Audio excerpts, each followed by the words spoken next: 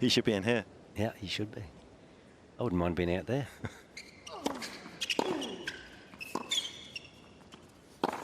Oh, You know when I first saw Ben play, I thought, I hope nobody coaches the tennis into this kid, because he was so raw and sort of,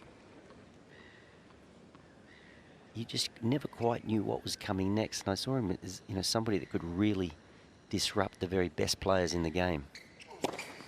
And there's the serve we've been talking about, the pinpoint accuracy. But of course, you've got to bring a little pragmatism to the table, and you know you've got to start to play the percentages. But he is fun to watch. You're never quite sure what's coming with Ben.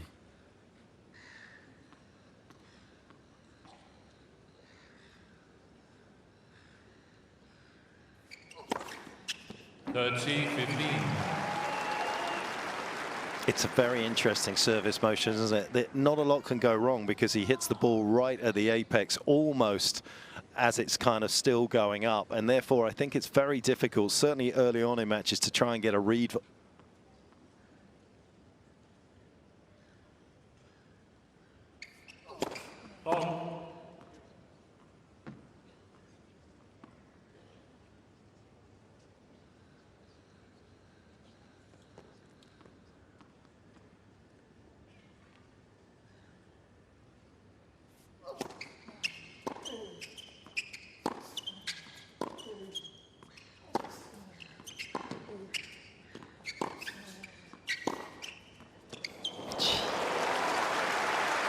Well, that's kind of Ben Shelton in a nutshell there. We saw a cracking off forehand, and then he just steps into the backhand, the double-hander on the rise. And his dad suggested that he needs to be athletic. Well, he is.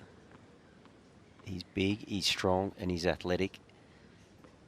And he has a fast arm. It's quite the combination.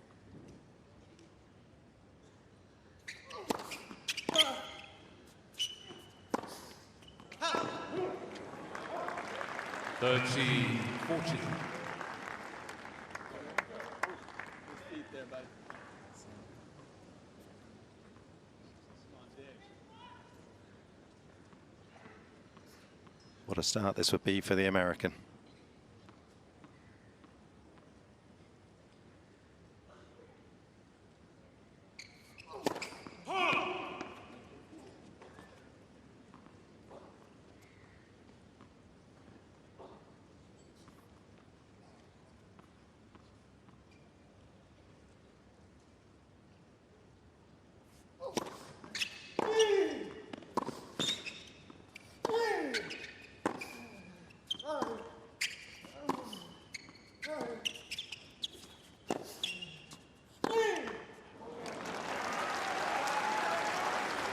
He's been very good on break points as Casper in this tournament. That's now 12 out of 14 saved.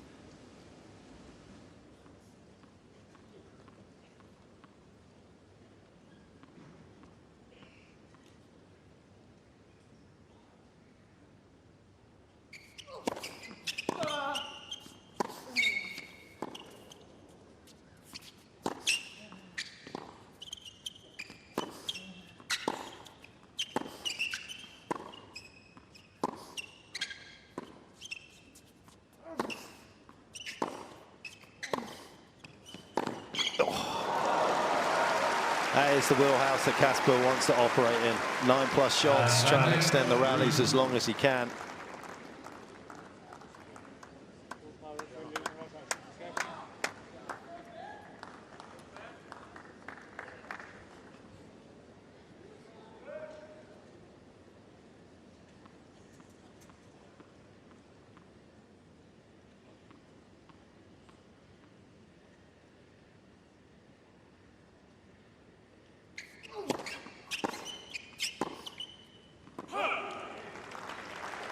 Interesting, the couple of errors that Ben has made so far in this game.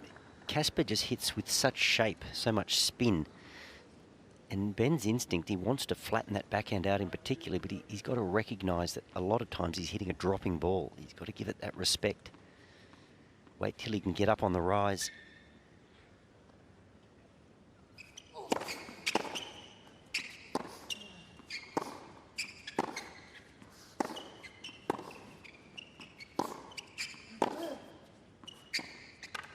there's the difference. He played that point inside the baseline, taking it on the rise.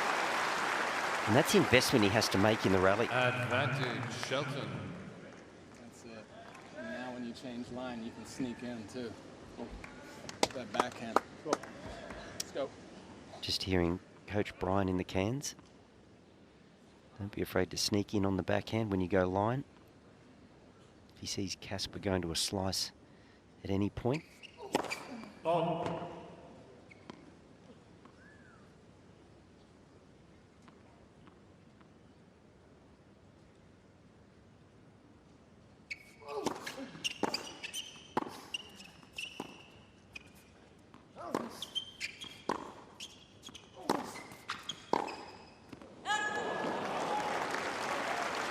What a start this is.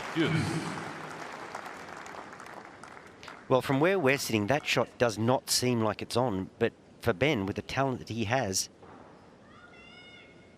he would rate himself a chance of making that. It wasn't too far off. Seemed ambitious, given the scoreline, but that's just the way he plays.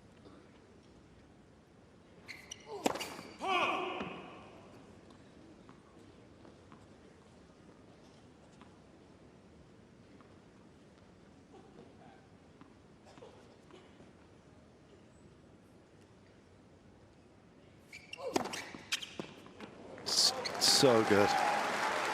Advantage. 184, second serve. That was a second serve. That's incredible.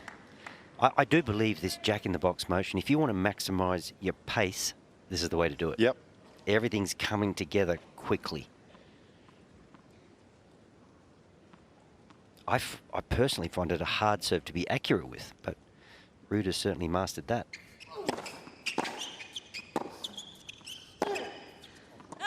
Cain, Ruud. 7 minutes.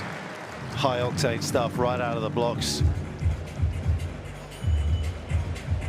One thing we should touch on is changed his racket. Not the frame, but actually just the kind of head size. He's gone from a 100 square inch to a 98 square inch. He said that he felt that he was almost in the summer last year in the US. He's got a very fast arm, but because it was 100 square inch, he felt that the courts over there were so quick that he couldn't get the racket through fast enough to catch up to the ball, and therefore he felt as though he was going to get a little more control if he went to the 98 square inch head, which is what he's done. The numbers would suggest, and we're going to show those at some stage, but the numbers would suggest he's absolutely right. He feels as though more spin these days is not helpful. He's trying to get more pace, less spin, and that's why he's changed to 98. He has said that he's left the door open, though, that when he gets back on the clay, that he may well go back to the slightly bigger headed racket on the clay courts. And I think we may see a little bit more of that from players as we go through kind of this tennis regeneration in terms of what players think they're capable of or can use, or what changes they can implement. And wouldn't that be interesting over the course of the year that you're changing frames based on surface?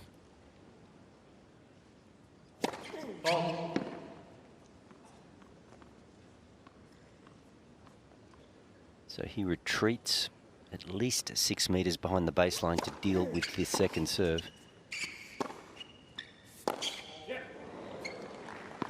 Changed at Laver Cup last year to the slightly smaller head to Casper. Well, you'd sort of describe that more of a player's racket, wouldn't you? Like the smaller the head, slightly tighter string pattern, and that's the shank. He's a long way back. He's obviously aware that he's got to play that with some depth. Just lifting off the ball.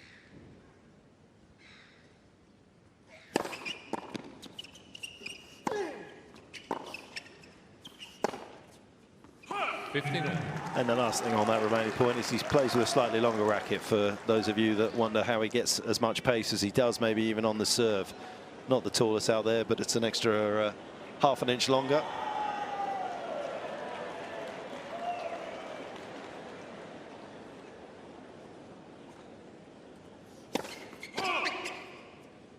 Could you quantify the extra Ks you might get if a racket's half-inch longer? Hard to say. Hard to say. But definitely. I think more out of the corners, to be honest. Yeah. Well.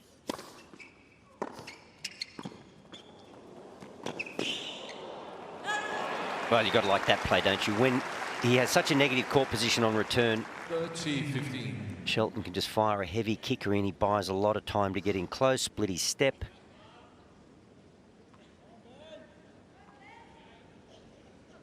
Still just 23 years of age.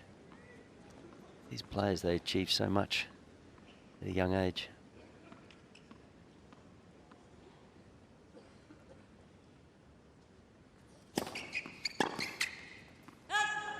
What you will see is a lot of toggling of speeds from Ben's racket. He obviously does have the serve that can get up in the 220s, even 230s, but you would see him, as he just did there, just drift one in at 166 to keep Casper guessing.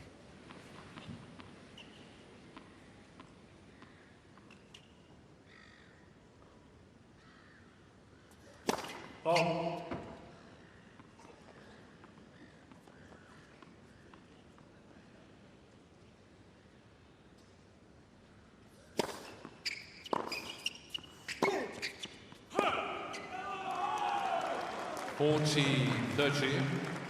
It's 9 o'clock in the evening here, but the air is still lively. Yeah. Ball is flying on the Shelton forehand. And you want to hit it hard, you better be in good position. You want to be balanced, keep that head still.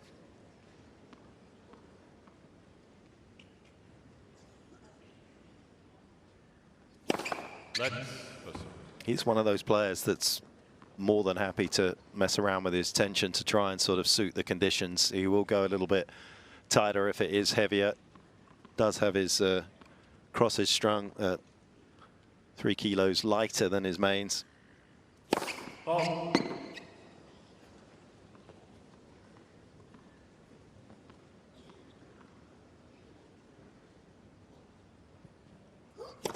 Oh. Gee, if Casper comes any further back, he'll be in our commentary booth. We can give him a mic. It's extraordinary to think that you can return effectively from back there, but he can. And I think it must provide a weird visual for the server. There's no target when he retreats. Yeah. Advantage, Shelton. Well, the thing for me with Ben's serve is the action he gets through the air and then accordingly off the court. A lot of movement through the air. The ball is doing plenty. Well, he was helped by his 50th ace of the tournament to get through the opening game. Ryan Harrison will also be alongside for this one. Always important to settle in, isn't it, Ryan? And Ben's just done that. Yeah, both guys just settling in here. A couple tight opening service games. Both guys make their way through. It's perfect conditions down here courtside. No wind. The temperature's dropped. It's really in a nice playing condition. So these guys are going to be buckled up and ready for a perfect night of tennis.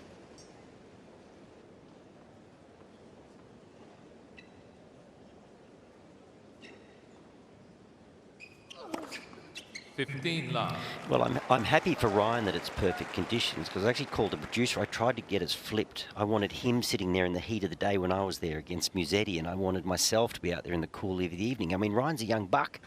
He can handle the heat. I'm an old guy.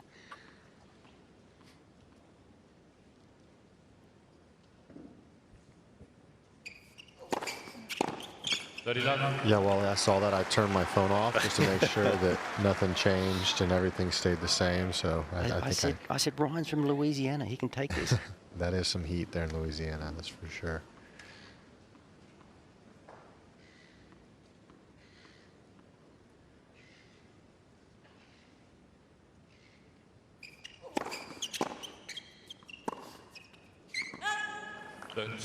We were just discussing the Ben Shelton serve. Have you had the pleasure, Ryan, or the displeasure of trying to return it?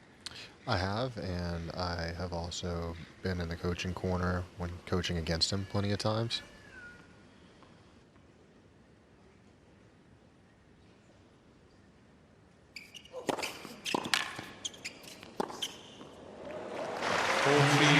The biggest thing is that he'll vary the speeds, but even when the speeds drop, the spin rate stays really high. So the movement off the court is really difficult to read. And even if you feel like you're on the serve, sometimes the slice will bend into you or the kick will jump away from you. It has the ability to move both ways, the slice action and the kick action.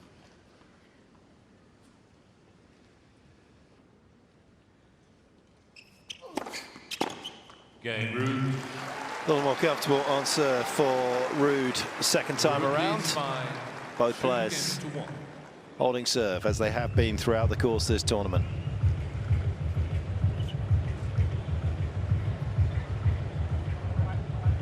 Just touched on what Casper's been trying to achieve by changing the racket, and basically this is it, Wally. You can see here been a nice little sort of uptick, 5Ks on the backhand speed. It's a little bit of a drop off on spin rate. Actually, the guys that kind of study this all the time say that when you generally hit faster, as he is doing, there should be a higher spin rate, maybe 100 RPM. So that drop off there would almost equate to about 300 RPMs drop off, because he's actually gone up in pace. Yeah, and I guess that's the point you make. He wants to be a little more linear, a bit more direct, get the ball quicker through the court. So it's all making sense by the numbers, isn't it?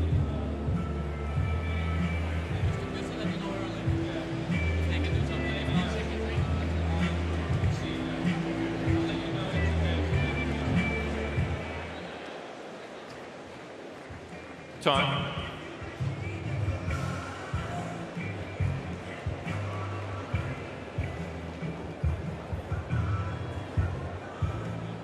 Ben, who has an almost 20% better win-loss record in the majors than he does out on the main tour. As I said right at the start of this broadcast and this match, he does love the best of 5 format. Gives him a little bit more freedom. Let's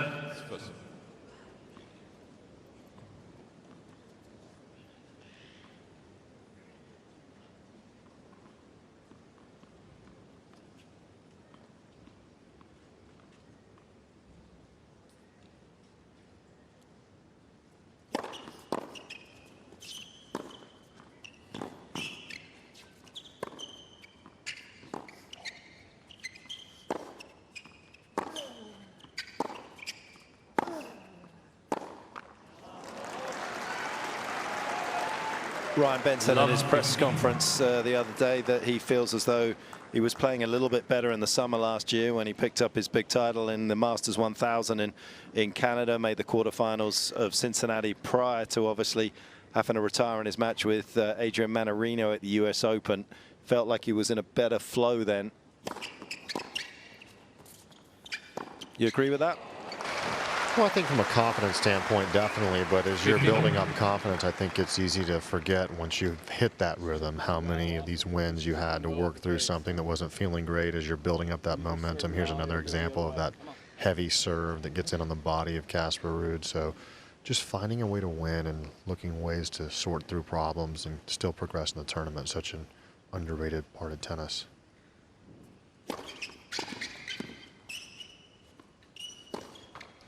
Everyone's always chasing that beautiful, perfect feeling, and that doesn't happen that often. Maybe a couple times in the year where you feel perfect out there.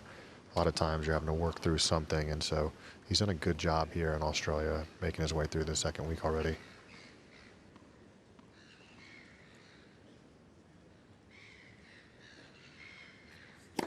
Let's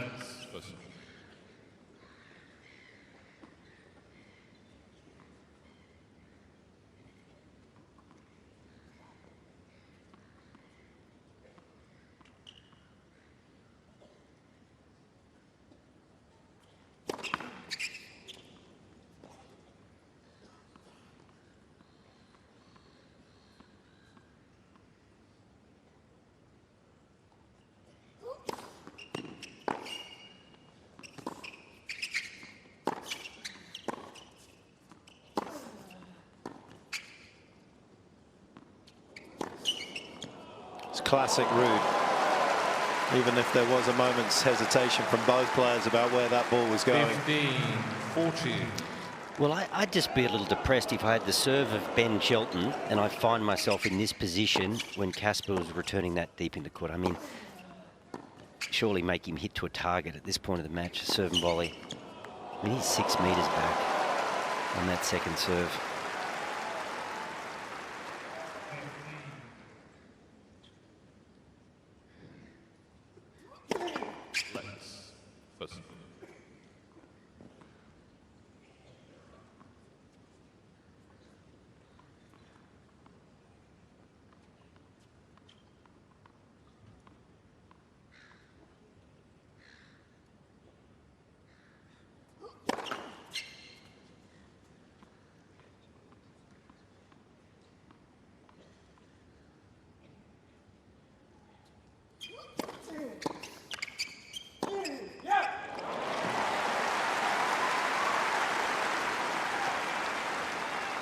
30-40. Well, Casper, he's trying to crowd the baseline on this one. Doesn't catch it quite cleanly, and therein lies the problem. He's got to backtrack. Hard to change direction when you're backtracking. Come on, ready to come forward. Ready to come forward, says Dad. Yeah, just the 5th break point that he's faced in the event.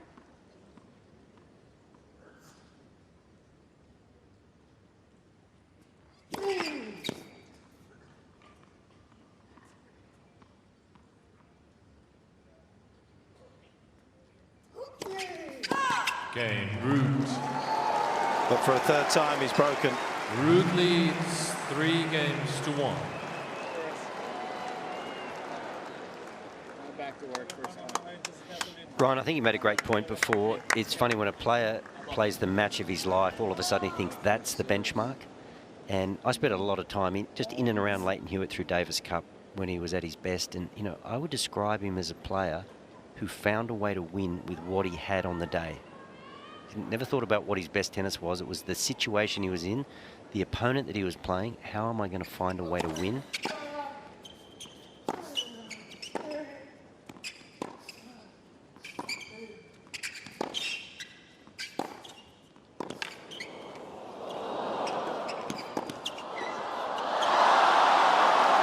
Just making a lot of balls, but you know, it can go a long way to giving you a career. Yeah, most definitely. I mean, I think that one of the overall feelings is that players have that belief that they don't need to feel great or perfect to win. And you can see Ben is obviously unsettled after getting broken. He doesn't get broken very often. And just to speak on that, the conditions being cooler.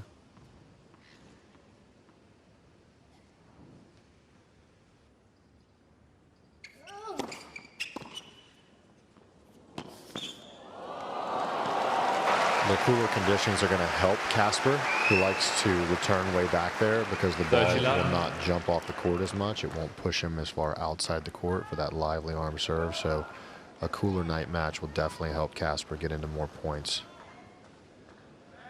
I feel for Craig Tiley, the tournament director, because everybody comes in requesting first night match at 7 o'clock. And he's like, well, I can't put 20 of you on at once. We've got to spread it out over the course of the day. Nobody wants to play in the heat of the day. Nobody wants to play second at night. It's not an easy gig being a tournament director.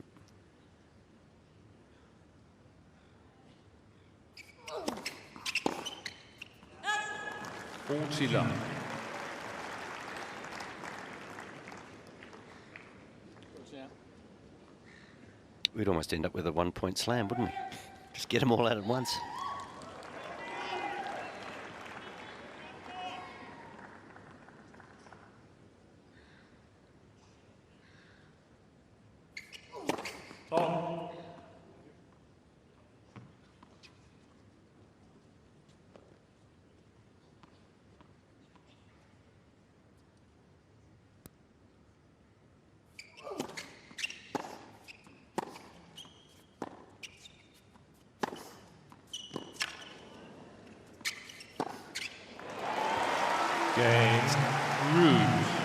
Well, it was almost Shelton that made the fastest start in this one, but it is Casper Ruud who extends his lead, 4-1.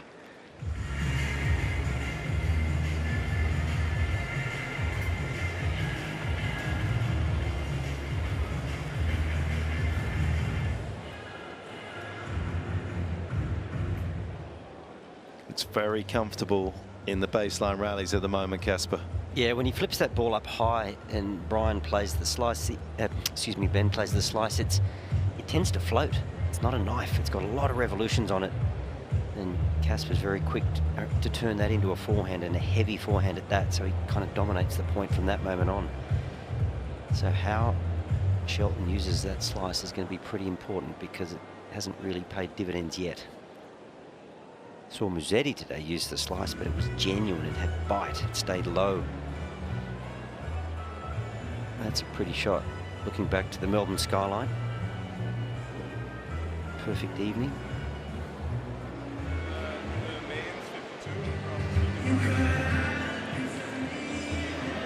I did say that he likes to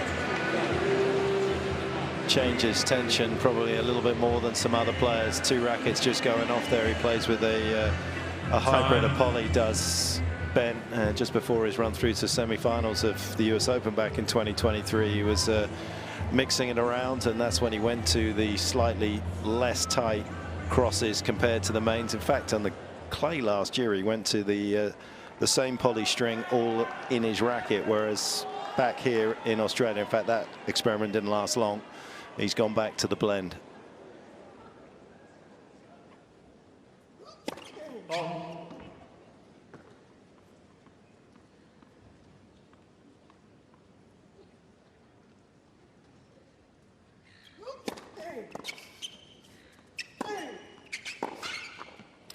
Petch, I was on a phone call prior to the Australian Open with the statisticians that were going to be working the tournament. One of the questions I asked was, is there a database of all the rackets, tensions, grip size that the players use inside the top 100? And they said no. And I said, that'd be good to get.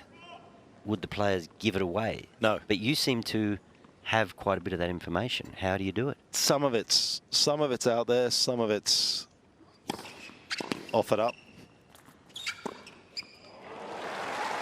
But no, in reality, it's incredibly difficult to get hold of. A lot of the players do not want to tell you if they're playing with a longer racket, what kind of swing weight they have and everything else. But I kind of feel like it's a big part of the game. It's a big part of the reason why you look at somebody like Francisco Cerundolo and wonder why he's got such a massive forehand. And so much of it comes through the technology in the racket. I do think it would be nice to be given out.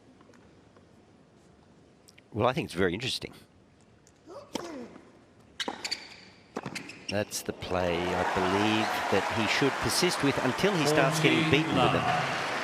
Guys, all you have to do is look at the Carlos Alcaraz serve motion change, and you'll see how much players are paying attention to what everyone else is doing. I mean, I'm a mug golfer, and at the golf course I play it, everyone's talking about the club they've got, you know, the swing point, the kick point, the size of the head of the driver. I think the fans would be pretty interested. Yeah, that's the body serve that he's going to use a lot when obviously Casper is up on the baseline trying to return the first serve.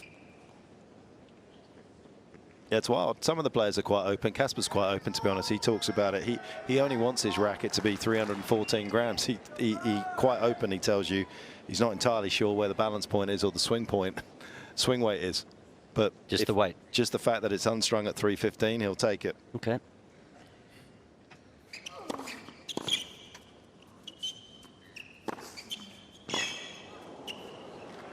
One thing about Ben, when you watch him, Ryan, and maybe it's not an issue, and Volley, you can chip in here. I always feel like at times when you push him, and we've seen it a number of times already today, that was with the serve, but we've seen Casper direct a lot of forehands into Ben's backhand fast. He turns almost down the court. He steps across, and then his back is almost facing Casper.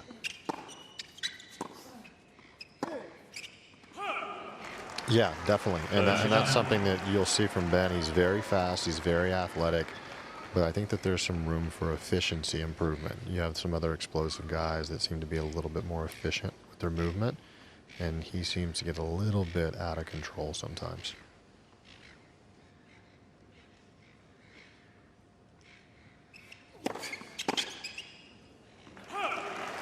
And we talk about this a lot as far as some of the best movers in the game, and because he's a massive server, people don't really give him the credit he has for the athleticism and the movement that Shelton has. He's one of the best movers in the game as well when it comes to explosiveness and foot speed.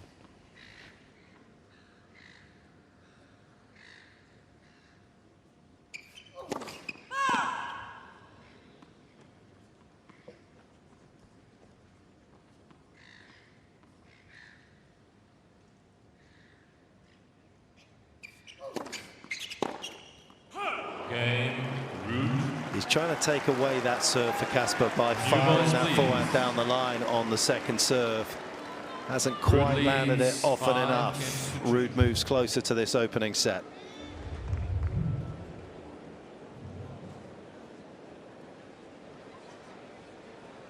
Yeah, I say it. Fitzy, Volley, sorry. First time in with you. That's almost yeah, that is that you can leave the commentary box. Yeah. I say it because I do think that because he is so quick, which is obviously something you want to be, you can almost get away with certain things that aren't as efficient because you're so quick. You can kind of dig yourself out of holes. But I do think in this sport where you need to have offense when you're in defense, as Novak does with his open stance backhand, Yannick and Carlos, that part of it, that piece of the puzzle isn't quite there yet. And I take your point. I hadn't thought about it in those terms. I've always thought about it more in terms of what does his racket face look like. You know, the tip of your racket should be slightly ahead of your wrist so you're carving the ball. But when he turns, as you say, with his back to the court, the blade is open and up.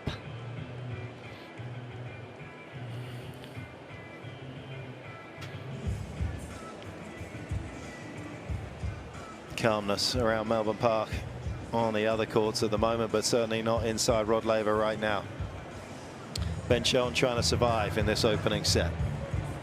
We were just having a little discussion in the break about the defensive slice of Ben Shelton and the slice in general. And I called Leonard Tien yesterday, and he gave a masterclass in exactly what we're talking about, the ability to carve a slice when you're in a little bit of trouble, find an interesting part of the court, keep it low with some genuine bite.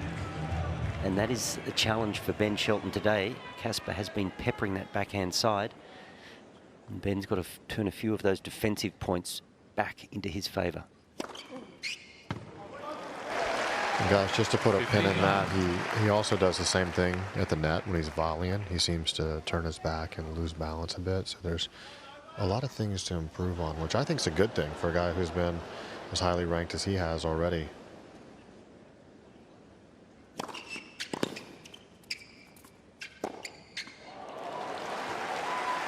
Couldn't agree more. There's a lot of hours in the lab. The more you can find to improve on and keep you interested in those moments as well, it's going to be great going forward.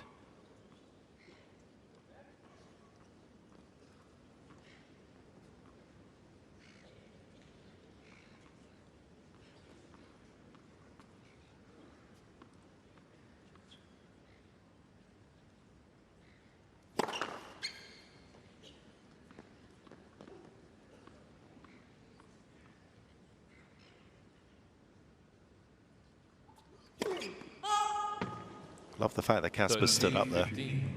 He's giving Ben a lot of different looks, a lot to think about before he delivers the serve.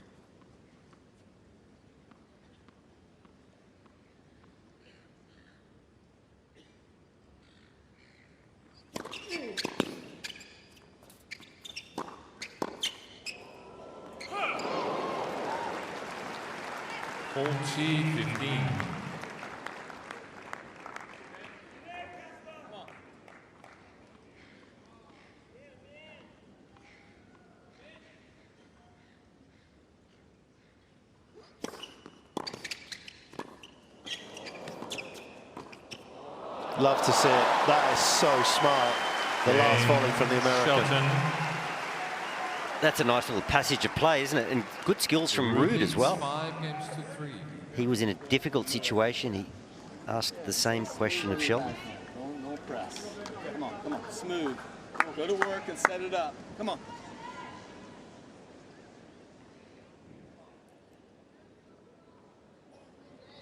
Beautiful little block return, and that is a clever shot.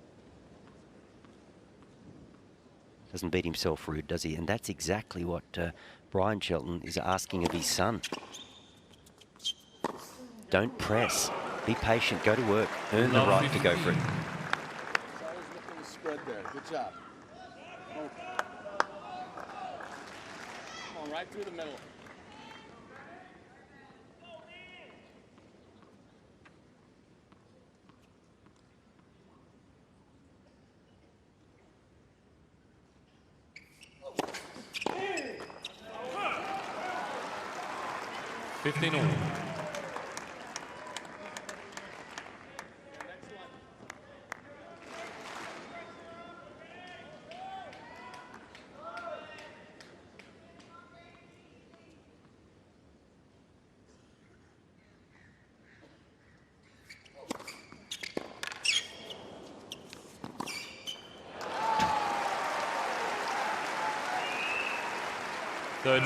Fifteen.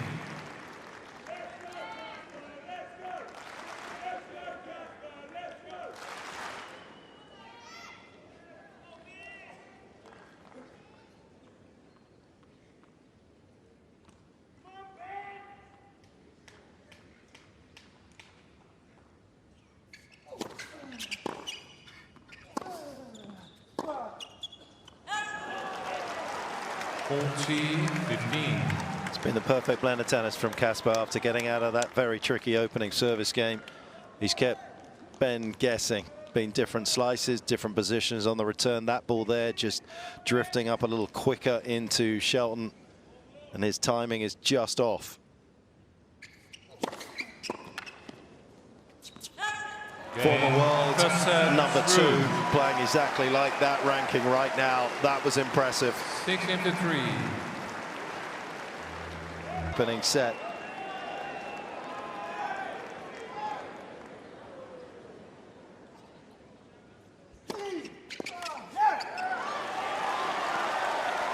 And if Ben can kind of keep everything in perspective, when you look at the kind of numbers that Casper's just posted, particularly around the first serve percentage of 77%. If he was on tour last year, that would have been his 6th best performance in terms of first serves in. So there's a good chance that that drops off a little bit.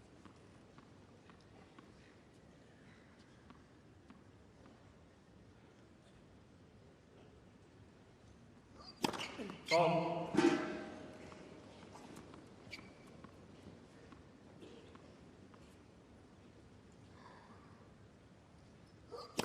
Oh. 15. Well, guys, obviously Casper played unbelievable in that first set and backed up his second serve really well, but that is one area of the Shelton game that there's a consistent trend. Against top opponents, he doesn't do well enough on second serve return points won. You can see a trend if you go look at his versus the top 10, what happens there.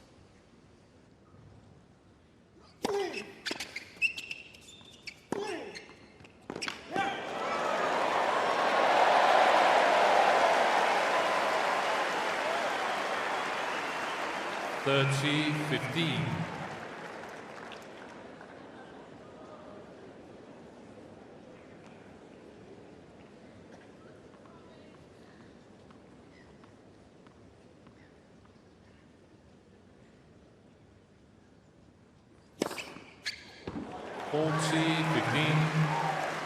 Yeah, just backing up what Ryan's saying there.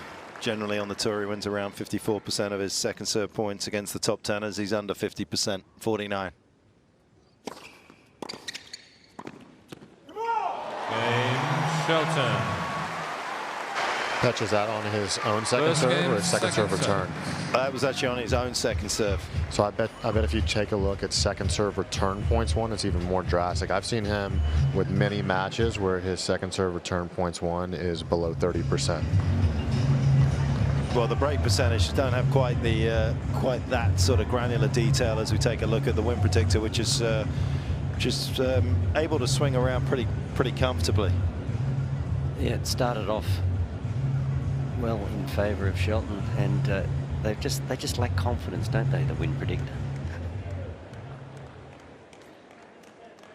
They get swayed very easily. Very easily.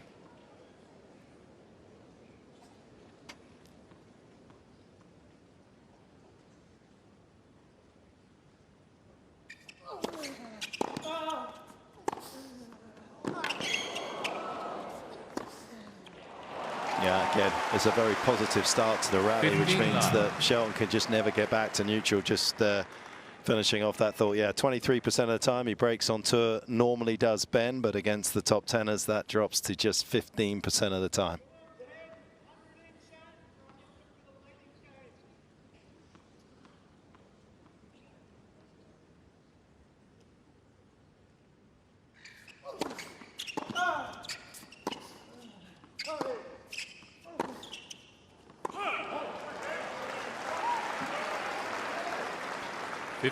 That's why we haven't seen that many serves from Casper through the tee on the ad side, because it just brings Ben back to the middle of the court nice and quickly. Easier to square the racket face up on the two-handed return and get himself into the rally. Oh.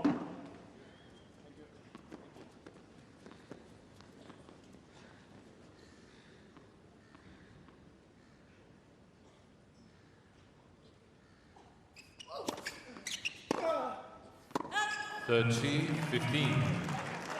And they're the little things that hurt, aren't they? And 100 and 54. I mean, it's decent, but I just don't know why he's giving it that much respect and playing it so deep in the court. He almost let it get up high on him. Got a pretty linear backhand. Just get up and thump it early.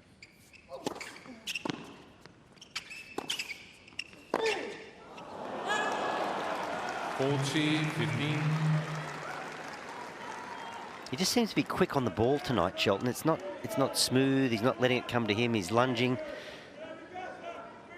The arm is fast, but the balance is not quite there. So there's definitely some improvement in his game, I feel, as the night goes on.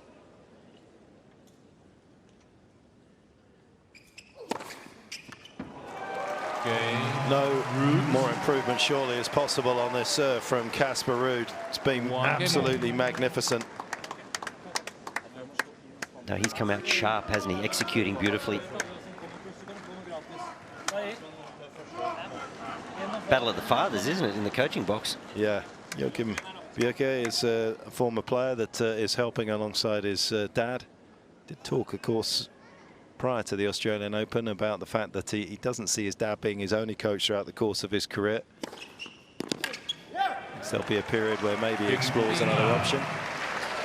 Guys, pretty incredible as well of the round of 16 here. You've got Zverev with his dad, Darderi with his dad, Casper Ruud and Shelton. A lot of father-coach combinations here.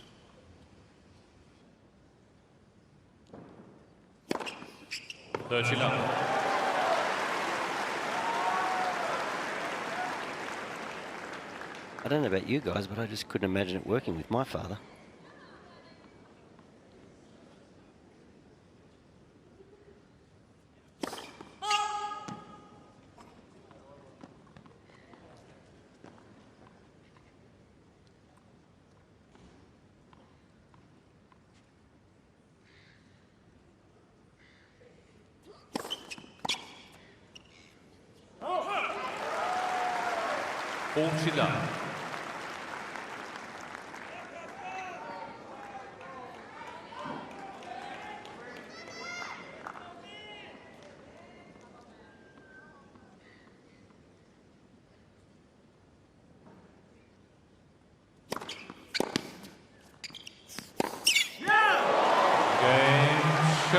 And if you've watched the American enough, you know it can take just one shot like that just to light things up in terms of a recovery. Ruud leading by a set, Shelton up 2-1 in the second.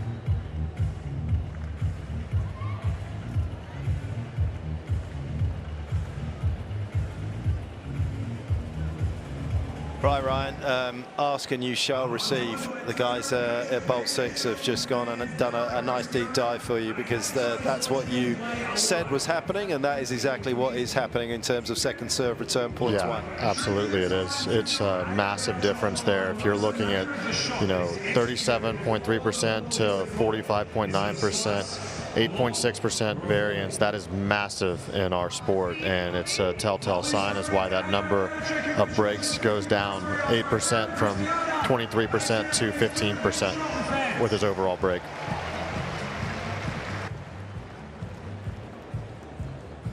Do you think the fact you couldn't work with your father is more of a reflection on who you are, Wally? Yeah, possibly, I guess. Not possibly. Take a good look at myself. Just an interesting dynamic.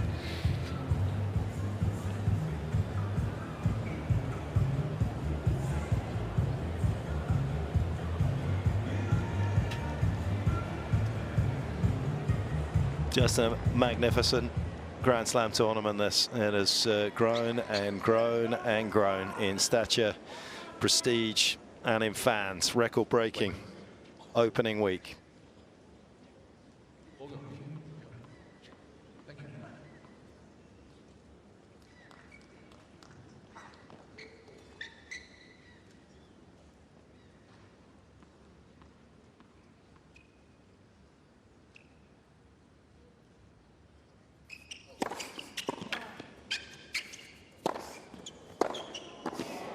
Sharp. Well, Ben, just prior to Casper serving there, he made a little hop to cover the wide swinging serve, and Casper had all the answers. Flat bomb down the tee. Ben actually did well to make him play a couple more balls. We don't see him at the net too often, but he's pretty capable there.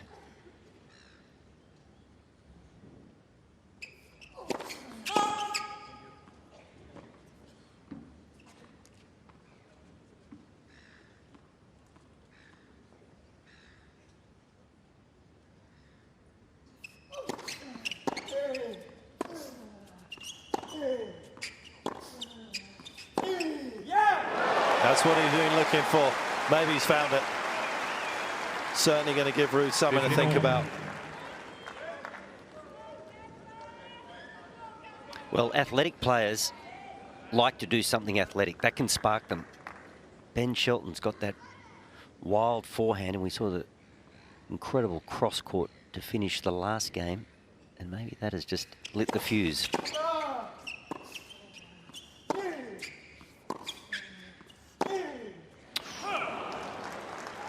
We saw a second serve return missed in a previous return game. That ball there, I mean, they're just little things.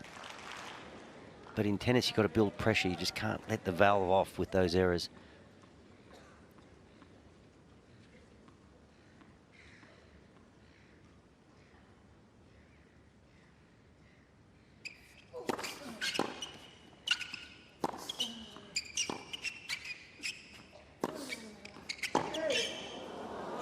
It's just so good. He's got such a clear plan, and I know it's quite simple for him. The more often he can get his forehand into play off a mid-court ball, he's going to dominate proceedings. But it's the fact that he swiveled his serve all the way around the service box at the moment that's keeping Ben guessing, and therefore he's not getting a return of serve that's troubling him.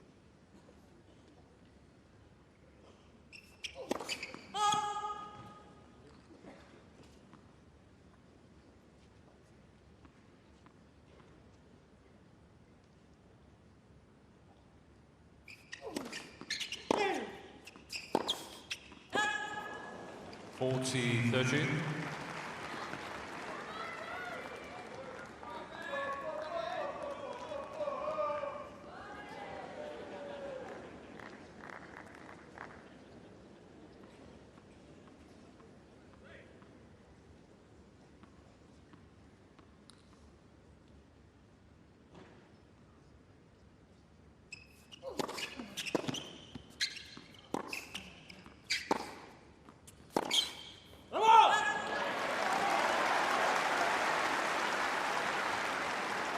Deuce.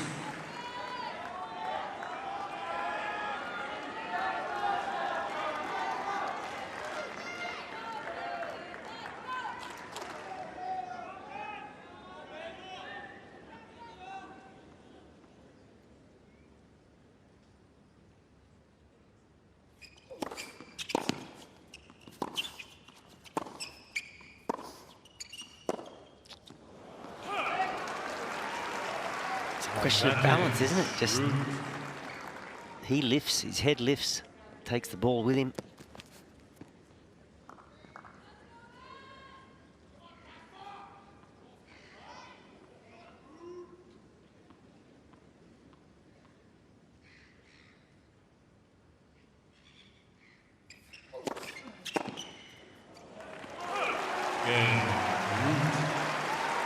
Many opportunity slides by for Shelton. 2 games on.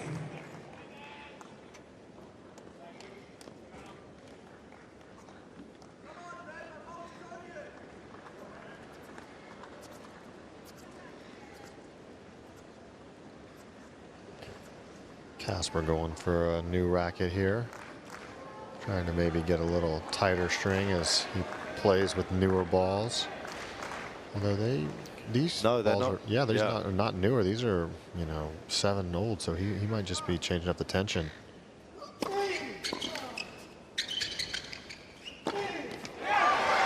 That threw me off a bit. Generally, guys will go change whenever new balls are coming, but he just went for the full change after they've been playing with these. Interestingly enough, he talked again in an interview with Gil Gross this week. I think it was actually last week. He was talking about how the balls drop off so dramatically. They degrade so quickly that it actually affects him massively, probably like the 3rd game through to the 7th when we have to warm up.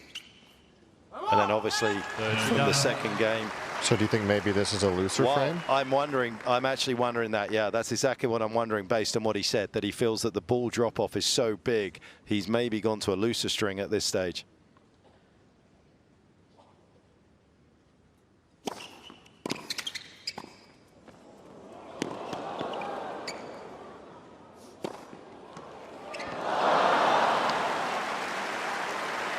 We're just talking about both players, their defensive block. Casper does it really well. He actually, for a guy with an extreme grip, he finds a really good grip on return. I mean, it's a great serve, but look, it at least makes him play probably a waist-high volley.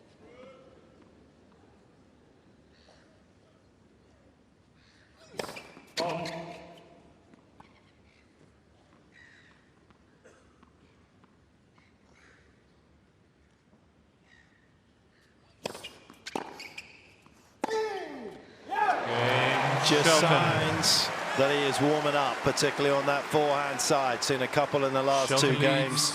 Ruud needs to be vigilant. Shelton, 3-2.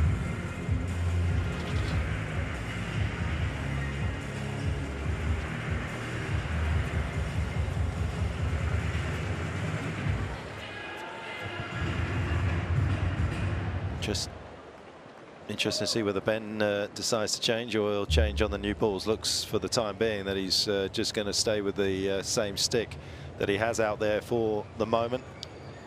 Lendl, of course, was one of the first guys to implement this, the idea that you would change to a new frame every time there was a ball change. And but I often asked him about the tension. He said, I keep the tension the same throughout the course of the year. I'll adjust, was his answer. Whether it be clay or grass, I'll make the adjustment. But obviously these days, as you're suggesting, the players are tinkering, forever tinkering, even throughout the course of a match, sending rackets away, getting rackets brought back, maybe just a kilo or two to give them that little added advantage.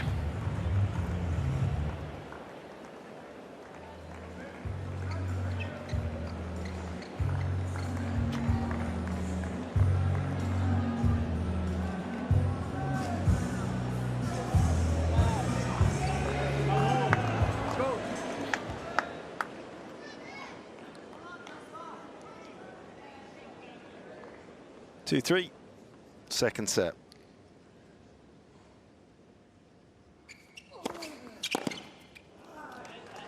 Spent a lot of time in the off-season working on his return, understandably so. Said that he played tennis twice, did a gym or track session in between.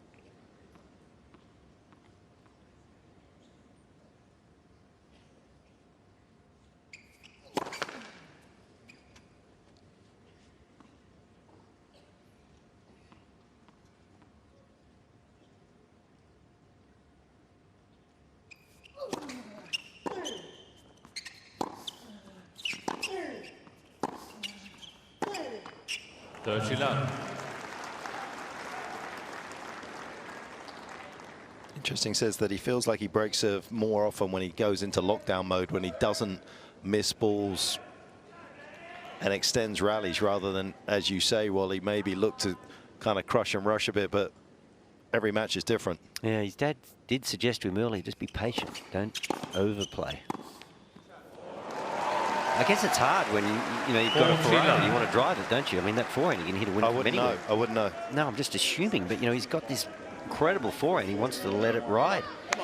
But the unforced errors are, he's not building any pressure. There was 2 in the previous game. We just saw that forehand, and I mean, it didn't clip the tape. It was well down the net. I mean, these are not errors you can make at this level. And Casper's sharp. Casper is not going to beat himself. Game Ruud. 3 games all.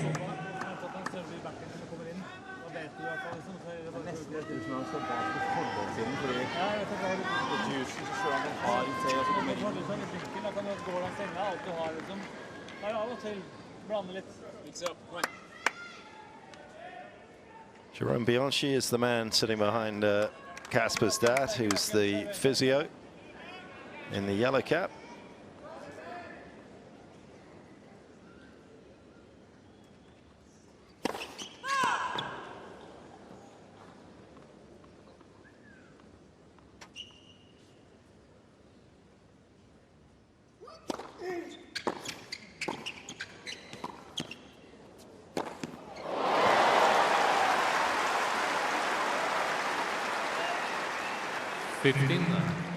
There's the athleticism, and it's not the serve volley point. Well, he's playing it on his terms. He's not allowing Casper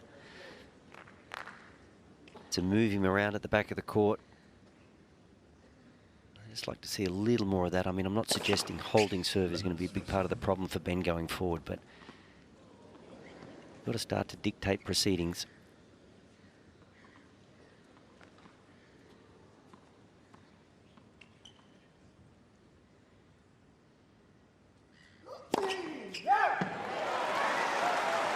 It's an amazing serve from Shelton. He's got that lively arm, but so much of the energy is up. When he lands just inside the court. It's an extravagant knee bend, but it's up and over.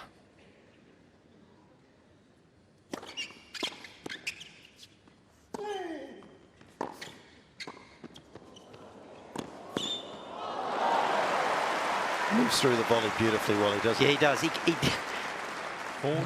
He probably cups it a little bit. You know, there's a lot of revolutions on it. Sometimes you just got to give it a bit more stick, given the speed of Casper. Just there. He puts quite a bit of spin on it. I mean, you don't want to give Casper too many bites at the cherry, but I'd like to see him there a little more on serve and definitely a little more on return.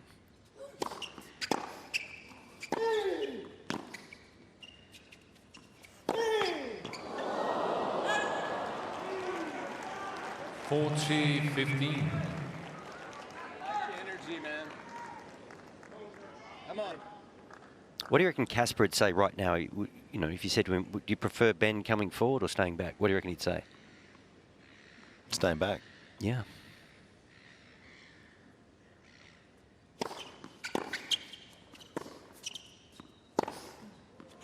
Ben Shelton. He's a great competitor. Maybe getting a little advice here. Shelton leads 4 games to 3. This tension to find it. You're okay with it. It seems like you're okay. You just gotta wait a little bit longer on the ball. Come on, find that rhythm with your feet.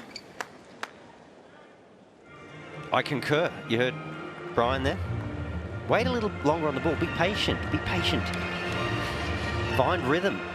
Yeah, Find the Ben's middle got of the to back strings. himself in these rallies. He's got to trust that he can get in the rally here and make something happen. It feels like on these return points that he feels as if though he's got to play a little bit more aggressively than Casper does, and he tries to play over aggressive. I think he's got to build the point, get in the point, and then obviously when the ball's there to be hit, the opportunity to transition is there. But you've got to back yourself in these baseline rallies and put some balls back in play.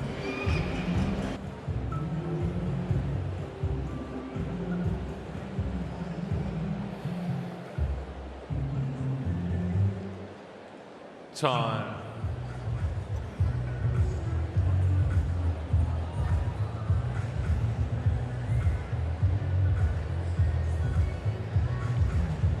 Highly competitive second set between these two. Shelton trying to problem solve out here. Casper continuing to do the things that served him well in the opening set. So Ben, he's made 21 unforced errors to date. Casper's made 8. So we all make some technical errors based on being under pressure and how we produce our swings, but I would say a lot of them are just shot selection errors.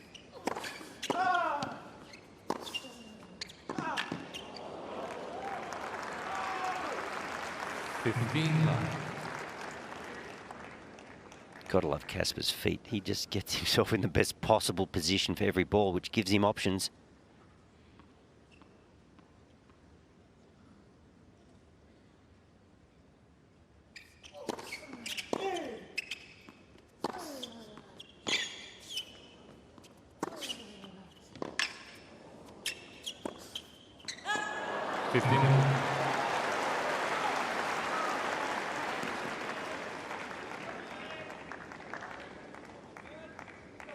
That's one of those points where you just chisel it out against the runner play, and who knows what's on the other side of it.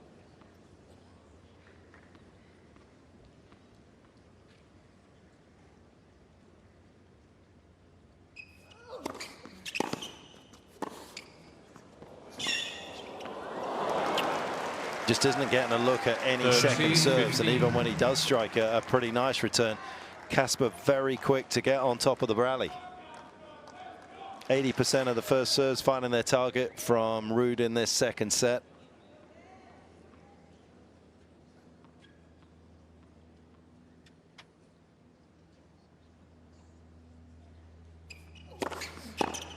40-15.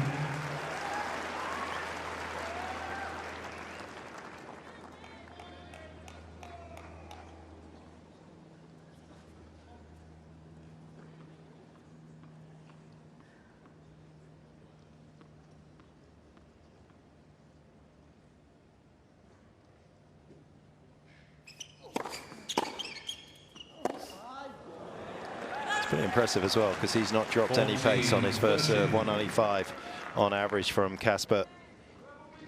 You remember the night we covered the match? There's Casper just off the back foot there. Ball staying a little lower than anticipated when Casper played Alex de Minaur in Sydney. The second set, he made 92% of first serves. Yeah. Obviously, there's a roof in Sydney, so no variables.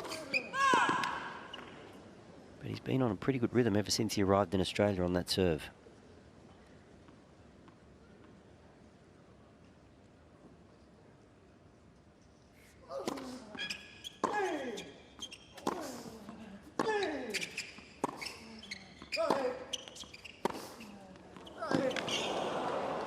Quick to change direction.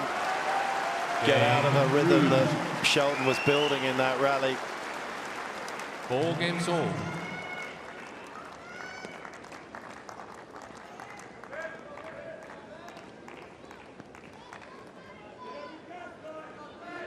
Well, you can't really blame Ben. There was no real unforced errors in that game. It was just the quality of Ruud's ground shots.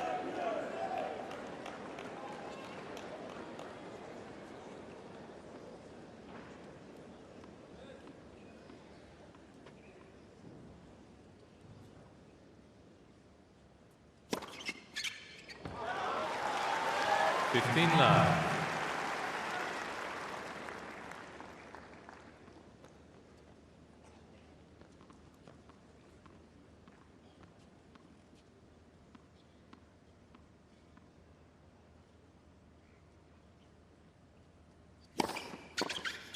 Love.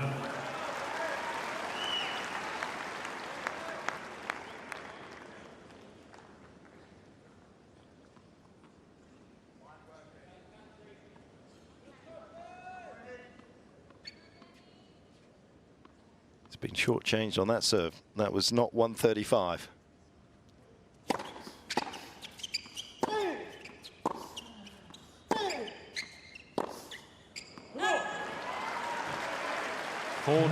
Love.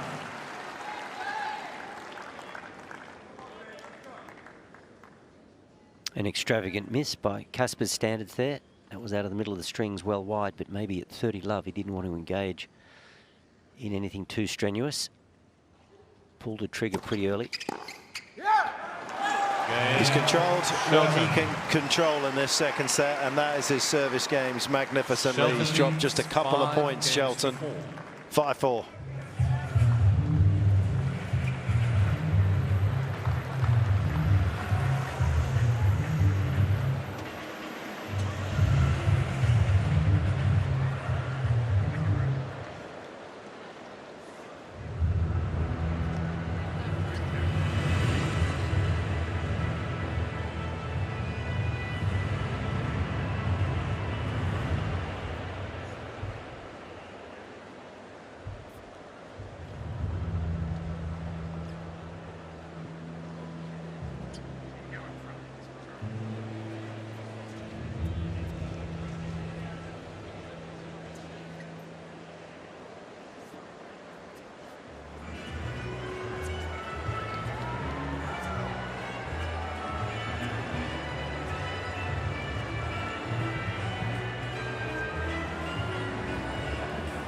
Time.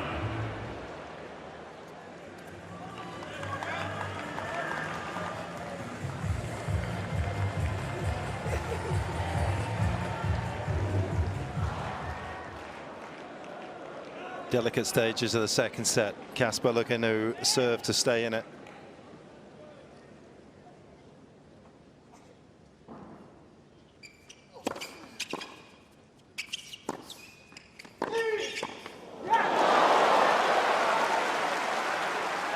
Love 15. Don't go too close to the backhand. Let's change direction, get what you want. Let's go. Brian keen to see Ben move the ball quicker than his opponent in the baseline exchange.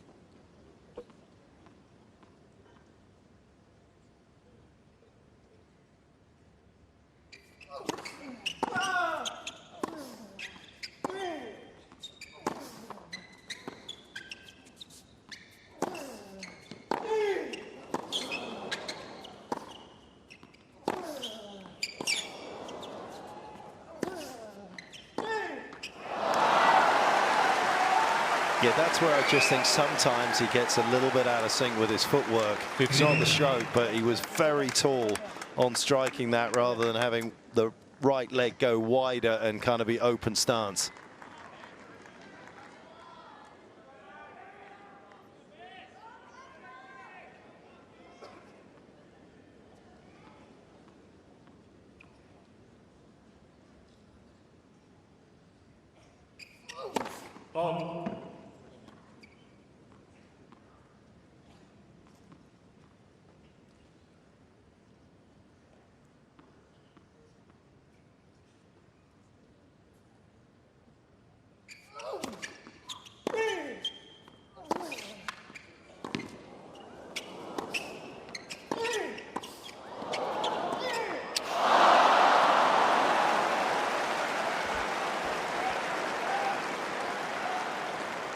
Gee, he'd done well there, hadn't he? It was really just strength that had kept him in the point. And then when he finally had the ball, there's that. I mean, I'm not sure that's necessarily where Casper wants to be. There, look at the follow through. He folds so quickly on that forehand. There's no extension, just folds. Just stay on the board a little bit longer.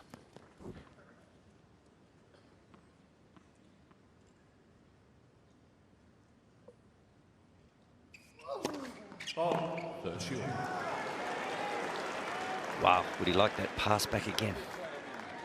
Yes, he would. My lordy, we're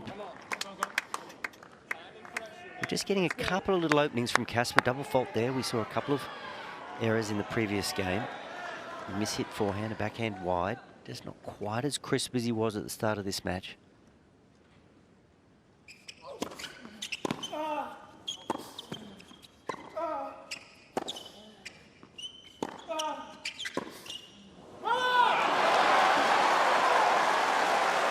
May get the break, even with missing the forehand pass.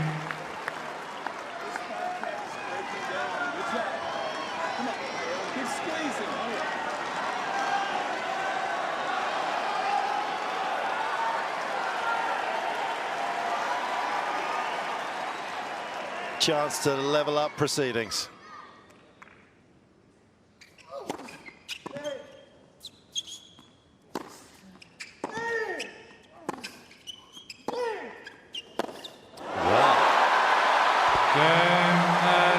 Second set, Shelton.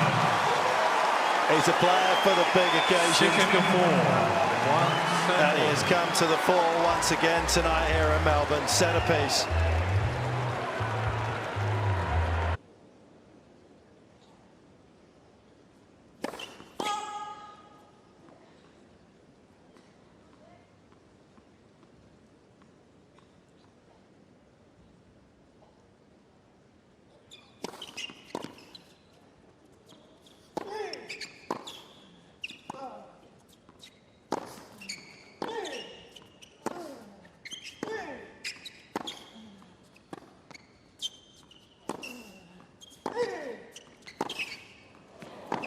Oh my goodness, how fast was that? Not just talking his foot speed, the forehand was an absolute laser. 15 love. This crowd is really getting behind Shelton here, and he's using that energy, and it's upping his level, not just one level, but like 3 full notches here. He's going up.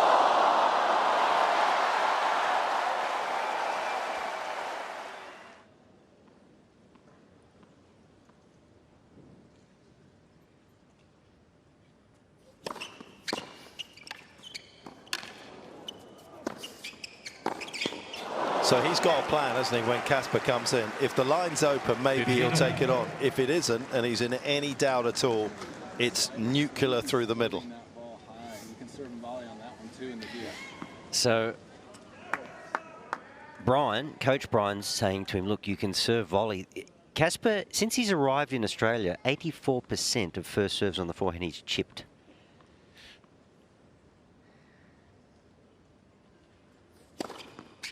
The 15.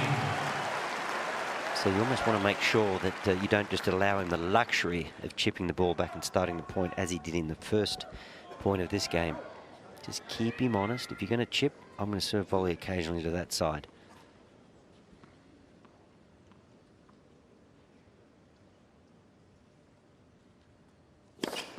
Yeah! 40-15.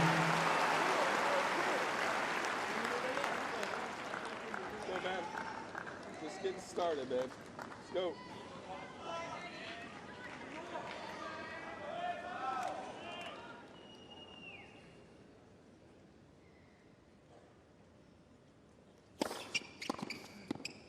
Let's go! Ben Shelton. Starting to move through the gears, First and game, one of the third great serve. luxuries of having a phenomenal serve is that it can keep you equal while you find the game off the ground, and that is what's happened tonight. Casper needs to be very careful here at the start of the third. And it was a quick rise. I was actually looking back when Ben sort of jumped out of uni and went pro.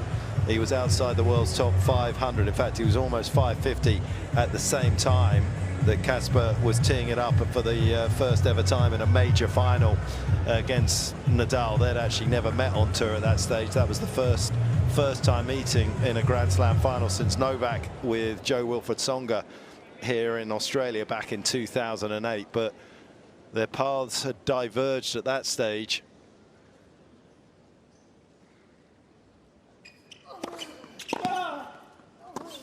But by the time Ben had beaten Casper in Cincinnati in 2022, and that's sort of mid-August, he was already inside the world's top 200.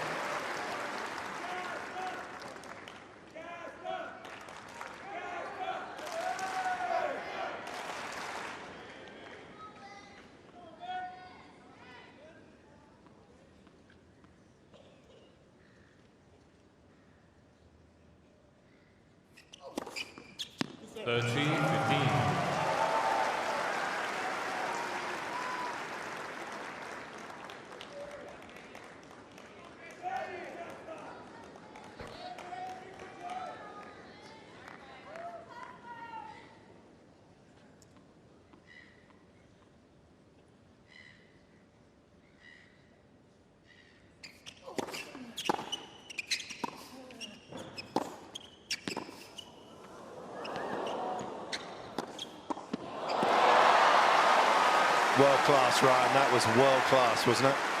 Oh, it's beautifully done. He's hitting that backhand with so much more confidence, getting it through the court, and he's looking for those opportunities to transition. Watch the way this backhand gets through the court, deep in the court, comes in, puts himself in a good offensive position, and with his frame up there, he's a very tough guy to pass. His movement just seems so much more electric as this match has gone on.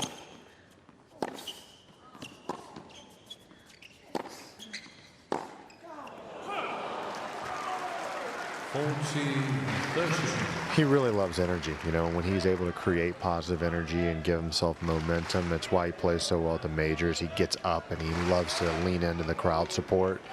He's very comfortable here. He's always played well with this Australian crowd supporting him, so he loves to channel that energy.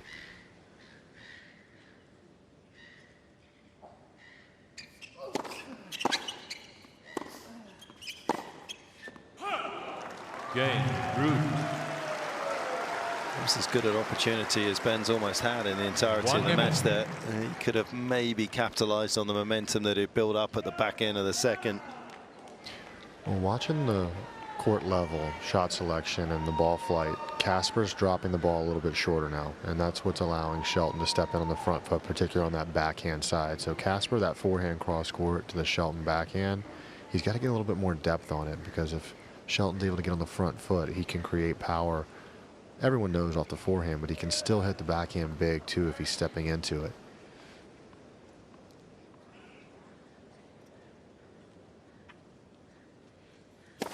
Oh.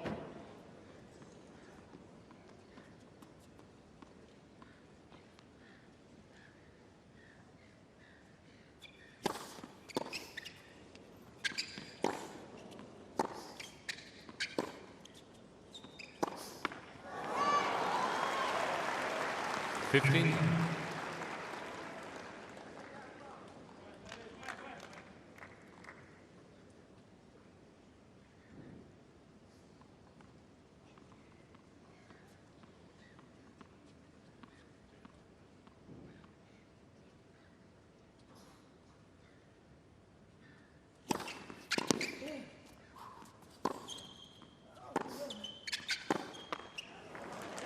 Don't know whether it's a change of racket that's given him more confidence to take the backhand line, but one of the other sort of changes that we've had, apart from the fact he's gone up 5Ks on his backhand and slightly flatter ball, is that he's more willing to go down the line. Maybe with the flatter trajectory, it's staying a bit lower for other people's forehands and it doesn't sit there so invitingly.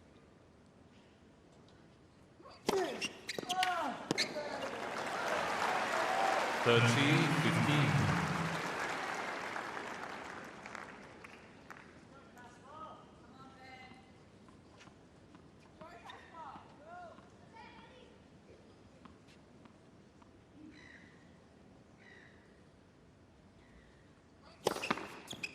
Ball.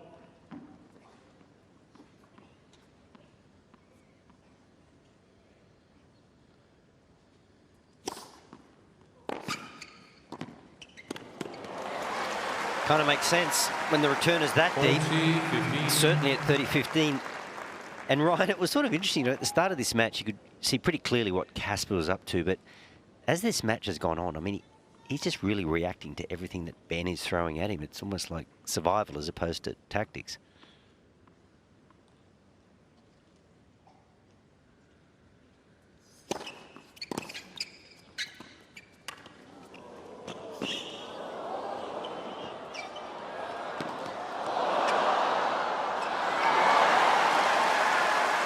They went full exhibition mode. Ben Shelton. No damage done for either. Good entertainment for the crowd. 2-1. Shelton 2-1, third set.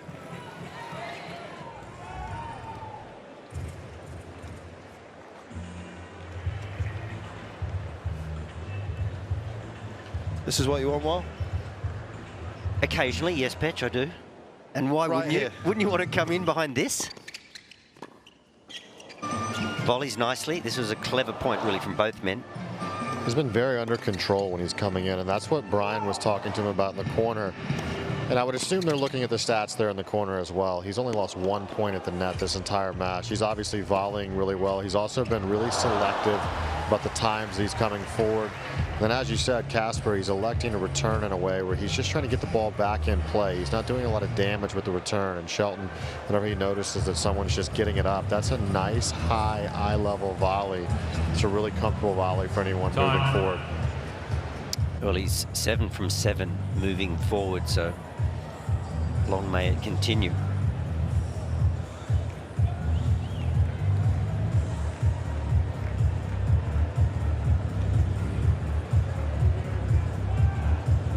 Well, he's very modern with his outlook on life and the way that he plays this game, but he's loves his cars, a little vintage. Got a very rare, unique 1986 Mercedes F6 560 SEC in the off-season. I don't know if you've seen that, Ryan, have you?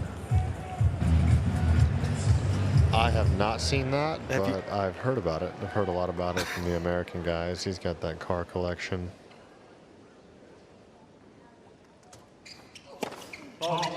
Alex Diminer is into his vintage cars as well. Yeah, isn't he more into his minis? Yeah, I think he's got an old Mercedes G-Wagon as well. Like, why wouldn't you just buy a new car, Pitch? 15-9. Yeah, some of the guys like the cars. There's a couple of guys that like the watches. Some of those vintage things. Next one.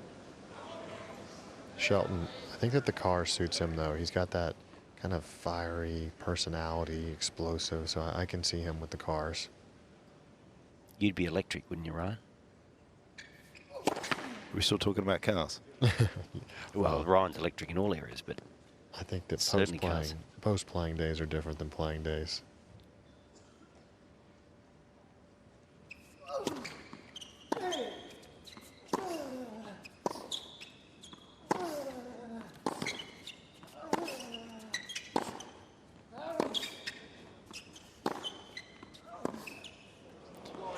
Brian said it to Ben just at the back end of the second set. He's losing his backhand.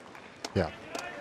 And that's one of those things that he's got to continue to stay aggressive with, because Shelton will recognize when you're being uncomfortable over there and just continue to put the pressure on. And you've seen what's happened with Shelton's backhand, the flip side of that. Obviously, both these guys love to play with their forehand off the ground.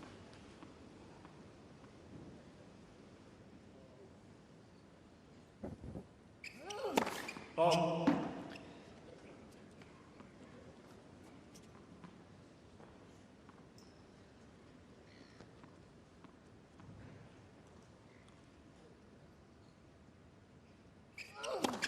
Oh.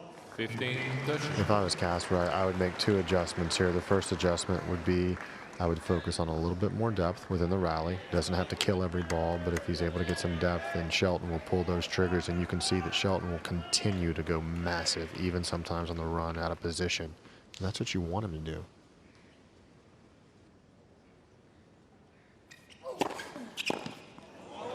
And the second thing I would do if I was Casper is I'd have to start hitting over some forehand returns. You've got to start establishing that you can get that ball through the court. If not, Ben's just going to keep eating him alive.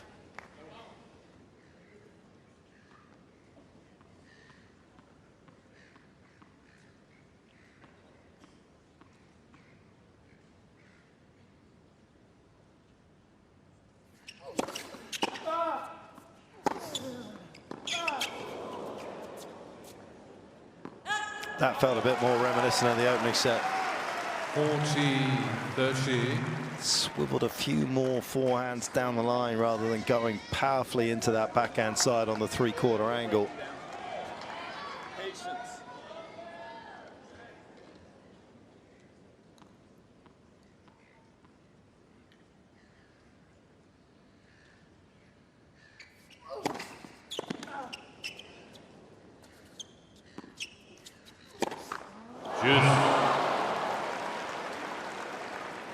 It's always interesting when I see a guy miss a bounce smash. How often do you reckon somebody practices a bounce smash? I would like to think often. I don't think they do. Not enough, guys. Not enough. I mean, it's a hard shot, to be fair. When you're deep in the court, you've really got to come around the side of the ball, probably play it into the Shelton backhand, but I've seen quite a few miss this week.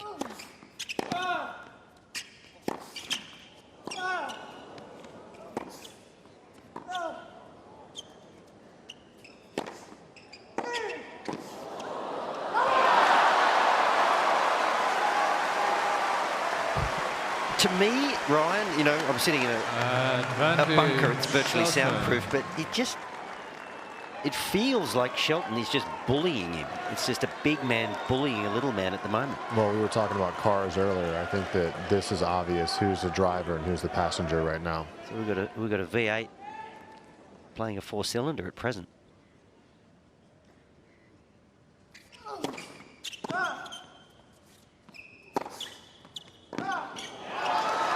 Well, that'll feel good for Ruud. He dominated.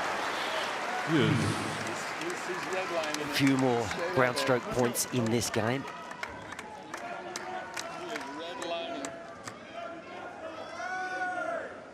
Dad just reassuring Ben that he is on the red line. You're nearly there.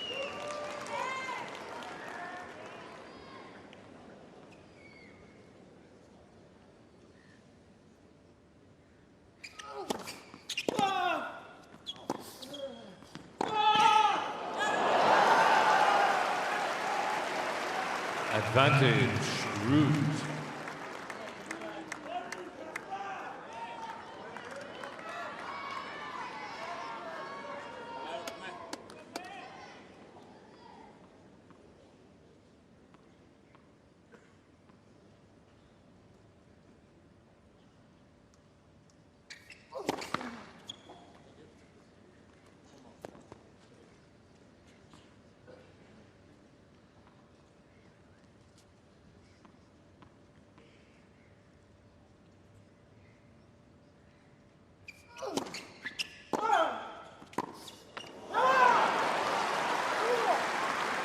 Youth.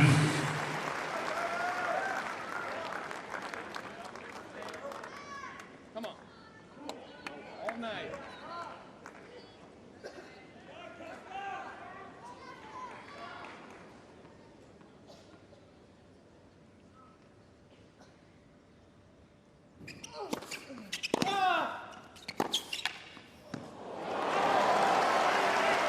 I like that play from him. There's just not as much threat on the backhand side. Sometimes when he opens up the line, and he has gone down the forehand a bit more down the line as the match has gone on, gets Ben right back into it.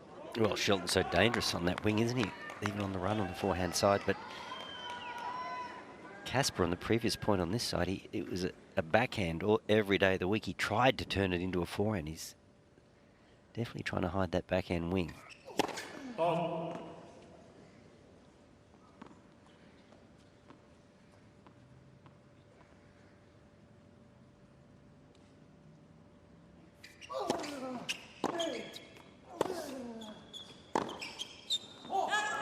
Cain, Ruud. Pressure relieved eventually, yeah. And everyone inside his box knows that was a huge hold. Ben looked very menacing there. So when you get your opportunities to change there, go with it. Come on. Have a good game on serve. Make sure serve and volley, Ben. It's working. Man after my own heart, Brian. 7 from 7. It's working. Keep mixing it up. Wally, were you a serve and volley both serves guy? Did you see his forehand? Did you see my backhand?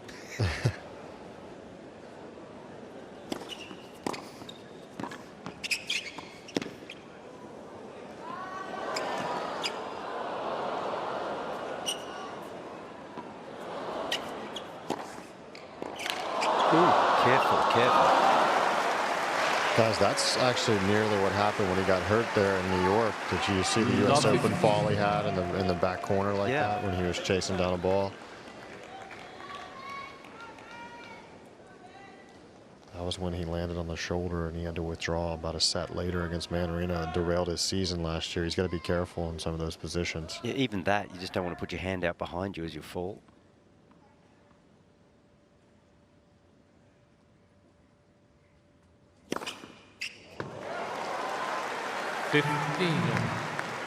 You know, Ryan, I guess I bang on a little bit about the serve and volley, but I guess sometimes I just shake my head at, you know, the quality of the serve or the quality of the ground shots, and they won't take advantage of it. To me, it's just like, it's just another facet of the game. Today, I called Taylor Fritz.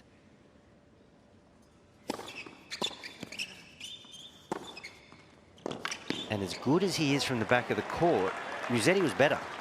And Taylor just needed another dimension, another string to his bow, but it wasn't there. And he's got a tremendous serve. And I'm not saying had he served volley today a little more often, that would have turned the match around. But you know, for him to just keep improving, I think it's got to be part of his repertoire.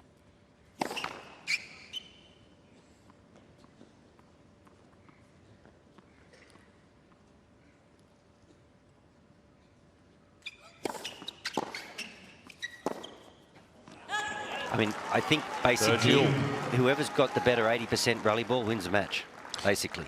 Well, this is a great debate now these days with the coaches and players trying to figure out. Everyone wants to be aggressive, and you hear nearly every top player talking about wanting to stay aggressive, but how much to force the initiative, and when do you come in behind building the point? And you can only, you have to feel it. You just have to do it in practice. You have to do it in some of the lesser events. You have to be determined that that's something you want to improve. 30-40. Things may well improve here for Casper Ruud. Yeah, Casper, massive hold in the last game, and then it was the first time you could see a little pep in his step. He had an audible vamos toward his corner, and he's been able to carry that momentum here into this return game. Crucial moment for Ben Shelton. Wow. 224. Thanks for coming. Just 3 Ks under his fastest for the tournament, but that was the most priceless ace that he's hit.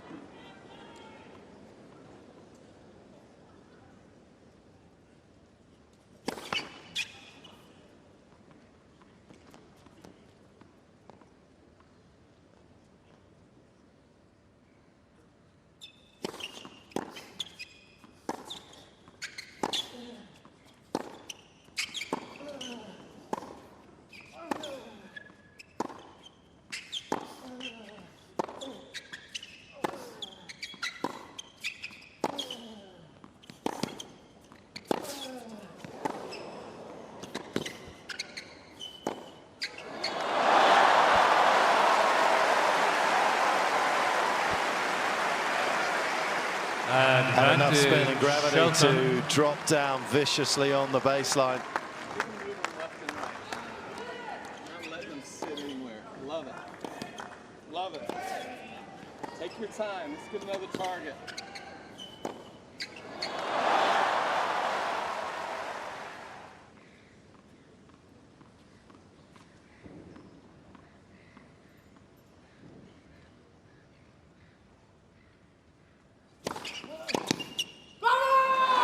Ben Shelton. He actually loves the battle. He genuinely craves it, and it fires him up. Shelton leads. Ruud better be 3 careful on the games to 2. other side of this sit down. 3-2.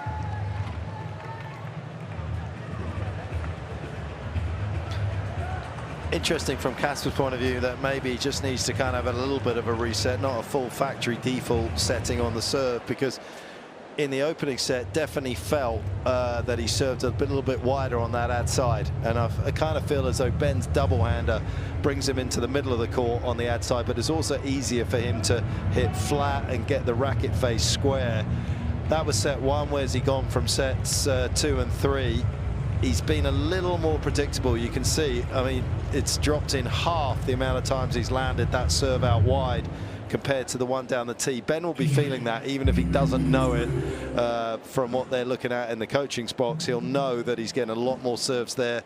Makes it a little bit more comfortable. And he's looked a lot more comfortable, hasn't he? Time. He's finding the middle pretty consistently.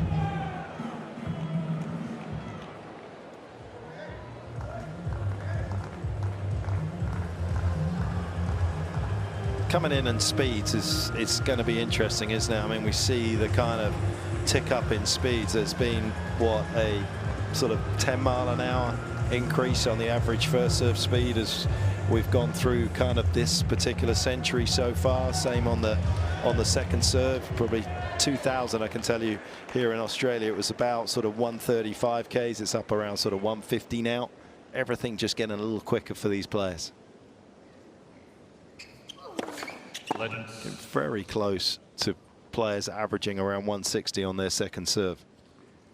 But isn't it strange, Petch, when you're in it, you just move. It's like a shoal of fish. You just move with it. You practice it every day. You play it every day.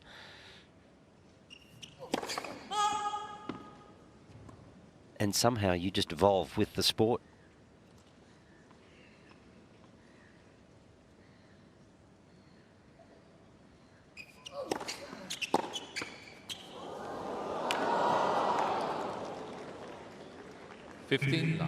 Guys, the first set and a half or so, Casper was playing unbelievable tennis, and Ben was trying to find his range. And toward the end of the second set, beginning of the third set, you could see Ben was really energizing himself, and now it feels like both guys have started to simultaneously find that form.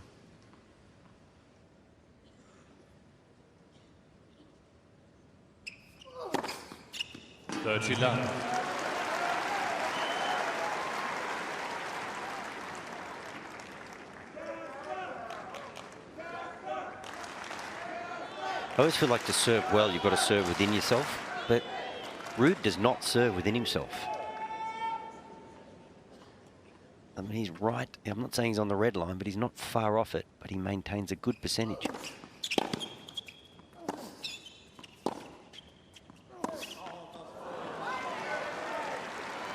(30-15).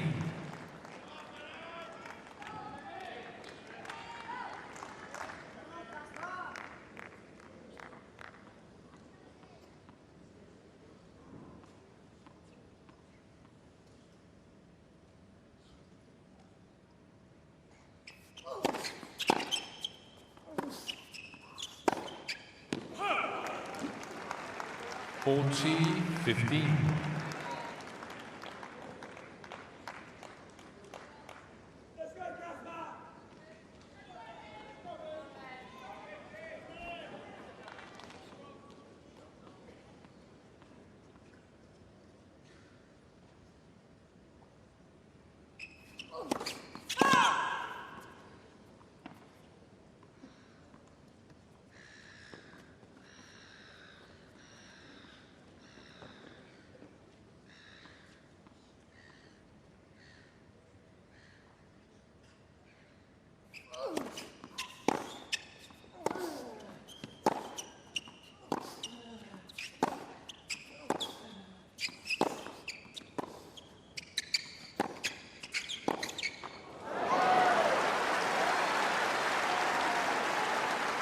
40-30.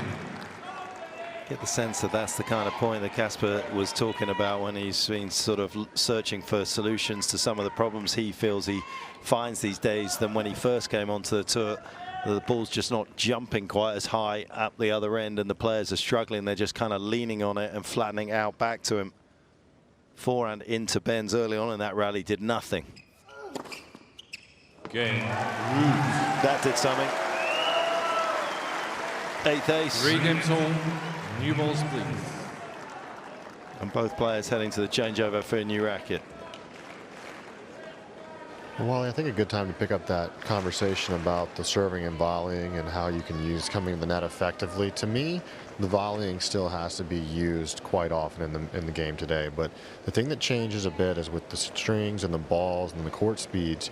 Now when guys come in, if they get a ball that's low, shoelace level or off the bounce like a half volley, they don't win those points nearly as often as they used to.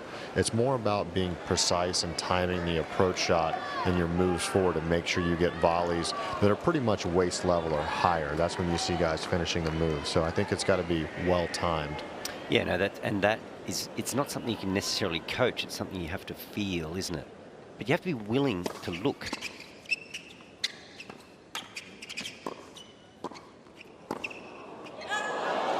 Yeah, because I see guys who, like you said, Taylor Fritz refuses to come in and the ball is high and it would be a relatively comfortable knockoff volley. And I don't necessarily agree with that either, but does that mean that I think he should serve and volley on both serves off of his racket? No, I don't. I think it's got to be a healthy balance. Yeah, absolutely, yeah.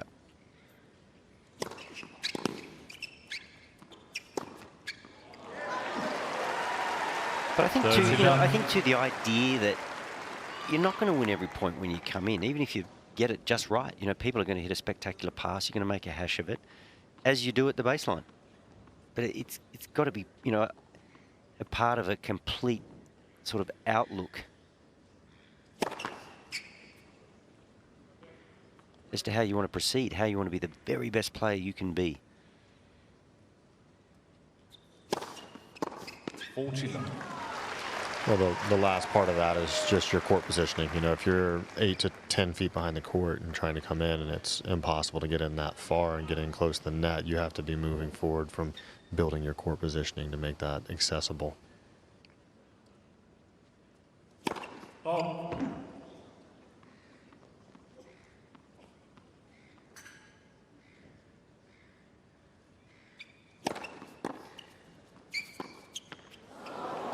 But go back to your point, you talked about 40-15.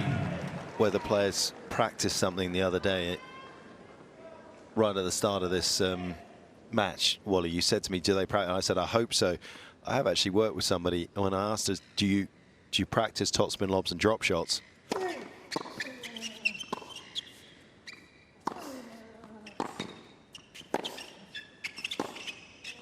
And they were like, no.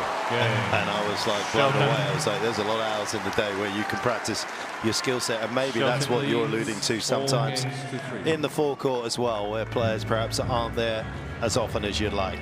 4-3.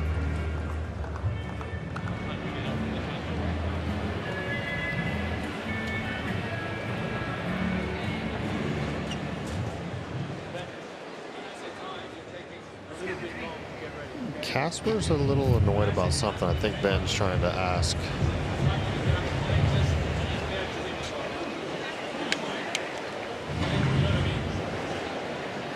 Just asking about the time. Casper was asking about the time Ben's taking. All good.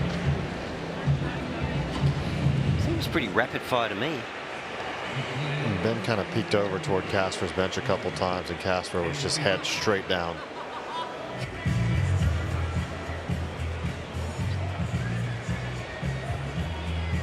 I mean, that can only be out of the changeover, right? Time. Is that what it is? Because Ben plays quick. He's pretty quick between points. There he goes. He's having a Are you seeing this going on right now?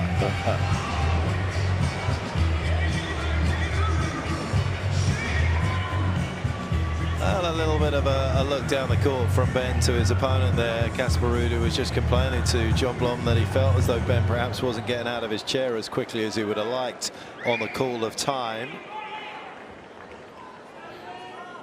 He just went from 1 chili to 2. Would that bother you if you were in control of the match? Or is that a sign that he's just feeling pressured?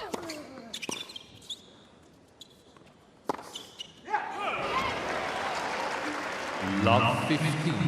I think that's a sign that Casper feels a little bit annoyed, but I also think that he's a savvy veteran enough that he knows what he's doing. Shaking it up a bit, you reckon?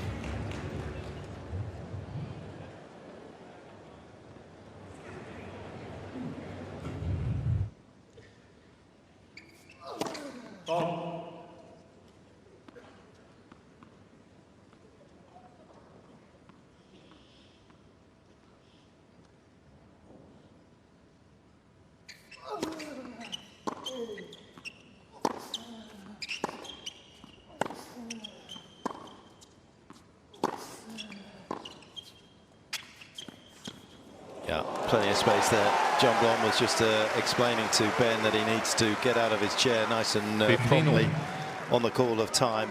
Casper feels as though he's having to wait a long time before his first service point of his service games. Here we go. This one, Benny. Stay there. Well, it was Casper who kind of initiated that, right? And that's where Ben was looking down the court and almost trying to create some eye contact.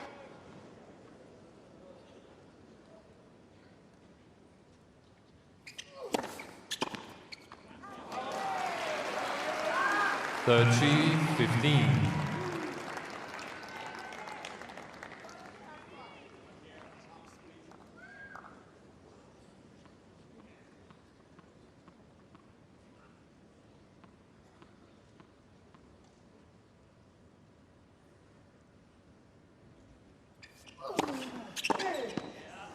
Forty 15.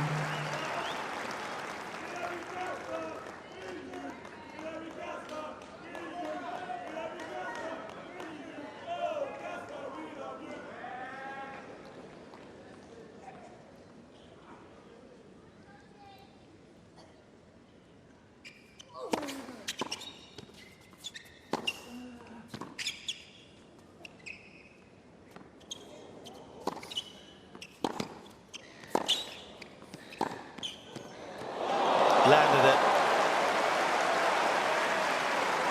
40-13.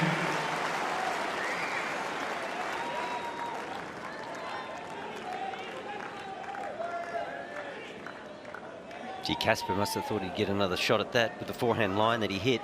It was not a bad shot. Just shows what Shelton can do on the run, and that is right through the baseline.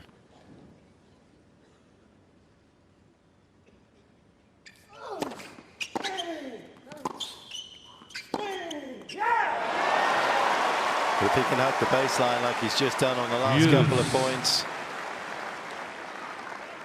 he's going to be very difficult here for Casper Ruud.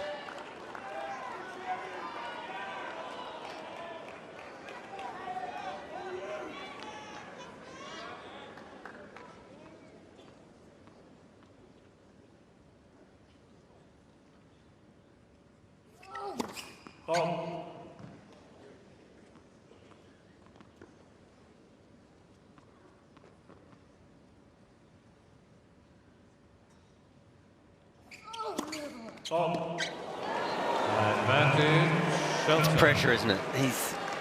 He's feeling the pressure, even that little comment to the umpire. If you're in control of the match, you feel like you're winning. Work this back in. You don't make that. You don't make that request to the umpire. Thank you. Is he staying with his formula of trying to serve more tee?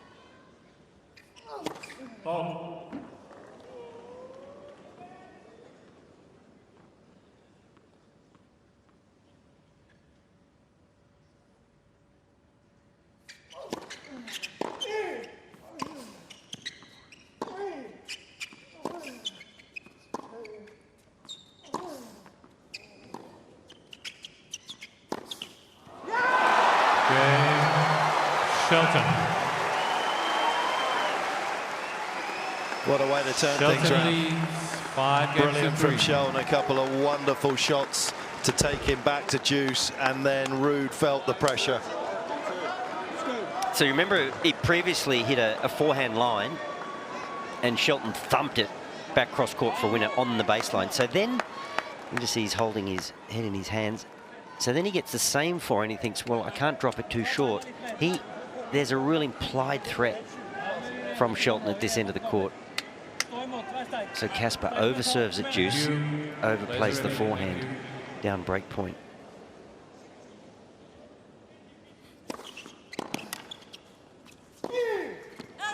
Love 15.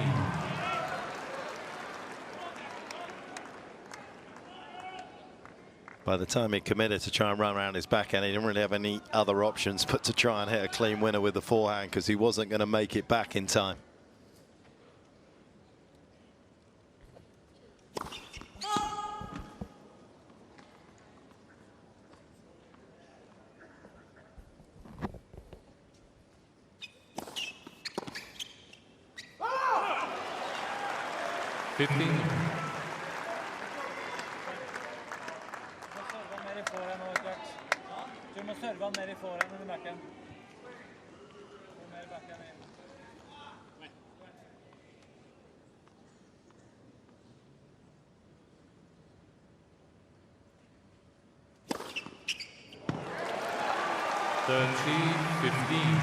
I just think Casper feels really uncomfortable.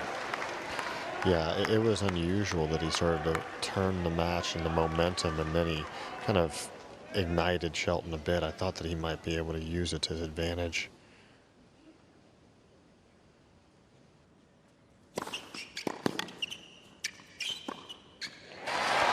Because sometimes players will do something to kind of probe and then settle down, but he's continued to show that he's unsettled himself, and now it's a crunch time moment for the American.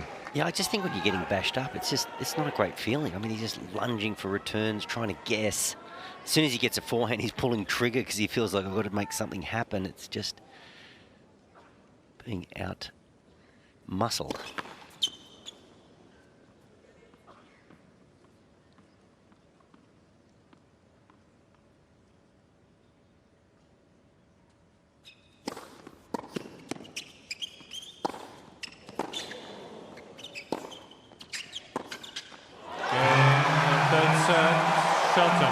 And he's got a more diverse toolbox, there's no doubt about it. The American has got more options at his disposal, particularly on this hard court. 2-1 to Shelton. The view courtside in the booth, I mean. What was that Brad Pitt selfie I saw this morning on the group chat? Hey, that was to show the heat on the courtside. That was that. In no way was that self-love. And he looks good pitch. I mean, he's a complete package. I'm only jealous because it wouldn't have looked so good.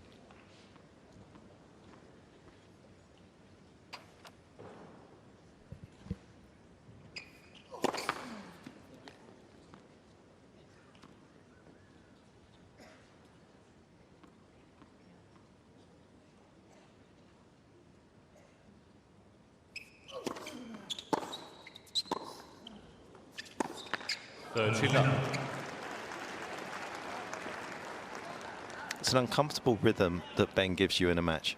Yeah. It's fast, it's furious, and then sometimes he just goes down and uses athleticism just to lock down and make balls. Suddenly you feel as though you've got to force the pace, but you've had a 5-10 minute window where you've never really been allowed to put the foot down on the accelerator. So therefore your rhythm is just constantly oscillating. Start of the match, that's why I was so impressed with the opening set. It felt as though it was entirely played on Casper's terms.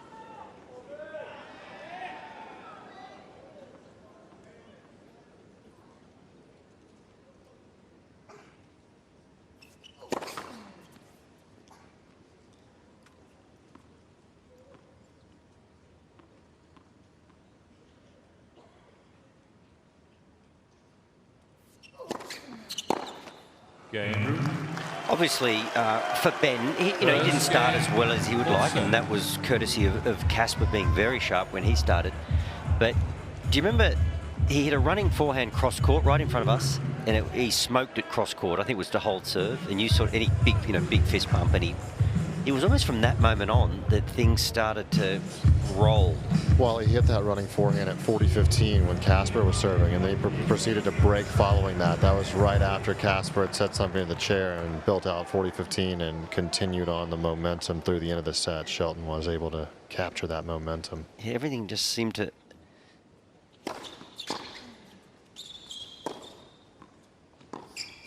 lift.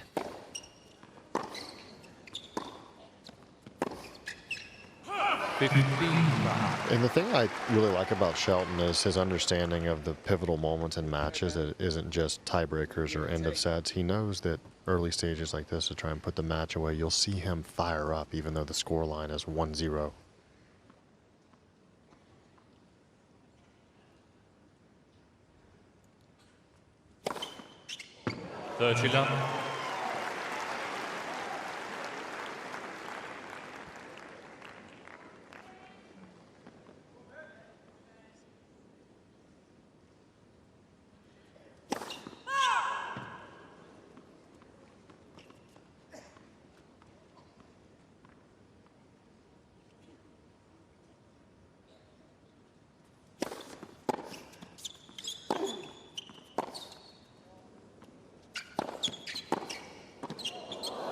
Class. Watch for Casper to try and grip and rip a little bit here. Just looking at the way that he went over after the first game, he quickly went around the other side. That was something new. He went up to his dad and they had a little conversation, and then after the first point he was kind of flicking his wrists on his backhand as though he's trying to hit it a little bit harder, try to drive through that return.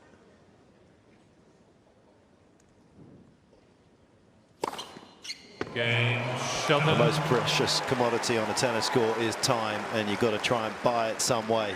Whether he can or not is another matter. That's equal fastest for the tournament for Ben. That's probably faster than his vintage car. Well, apparently it's been modified. Okay, good. Yeah. Well, that serve's been modified. It's a Rocket 227. That's awesome. And we're talking about the cool night air of Melbourne. He's just disregarded that.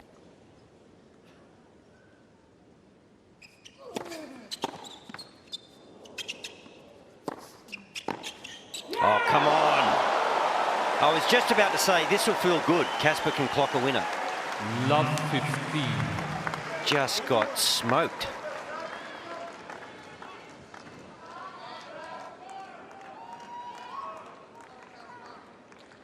Misled him by the jump to his backhand side to Shelton, and then quickly recovered. Razor sharp.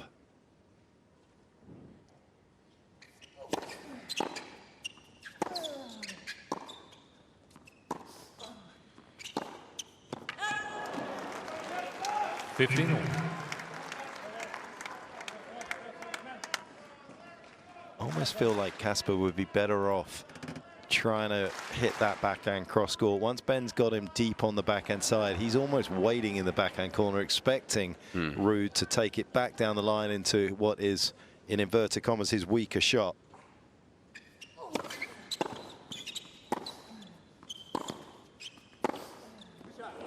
That'll feel good.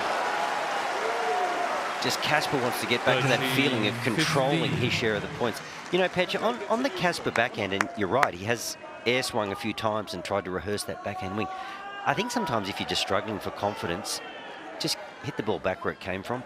Don't try to change the line, and just try to find some sort of rhythm and confidence in the shot.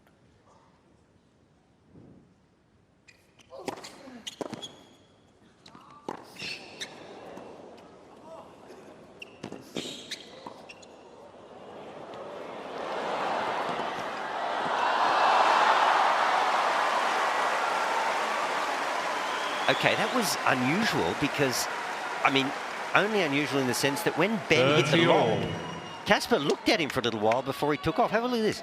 Well, he was cheating whether he was coming in. Yeah, but it doesn't matter if he's coming in, you've got to get the ball. Like, just go. That was most unusual. I mean, it was always going to be a tough position, wasn't it? But he was looking at Ben, what are you going to do? Maybe he was thinking, well, if you come in, I'll go the tweener lob. That was still a really good tweener. Everybody plays the tweener so well now.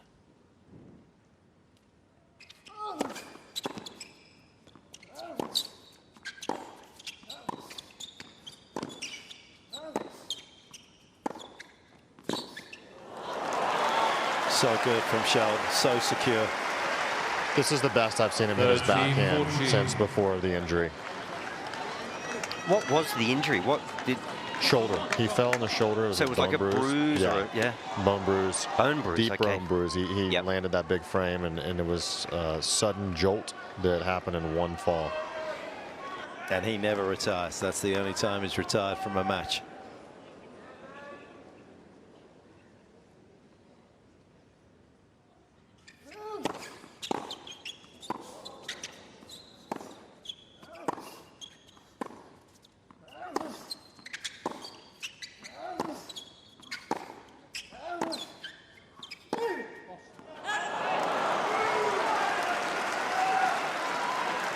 Got a feeling that Brian would have rather have gone line there, either 2 shots before that. That's exactly what Brian was just shadow swimming, a former top pro himself. He was kind of insinuating, take that to the backhand.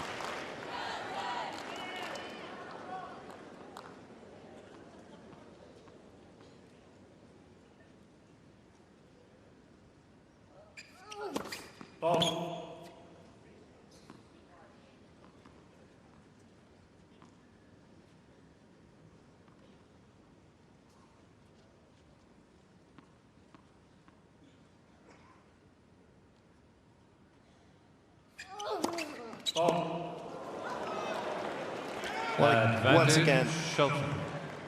goes down as a double fault because of the quality from Shelton in this match.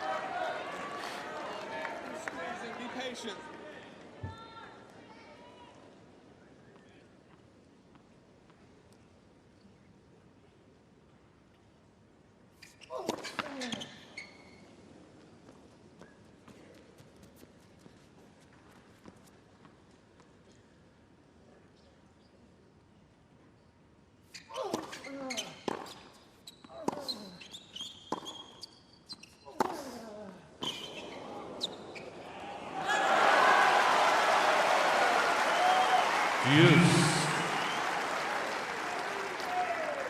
And then you get a sense that Ben felt as though he should have controlled his own destiny off the return. We've seen a number of times him try and flash a forehand winner off that kicker serve down the line.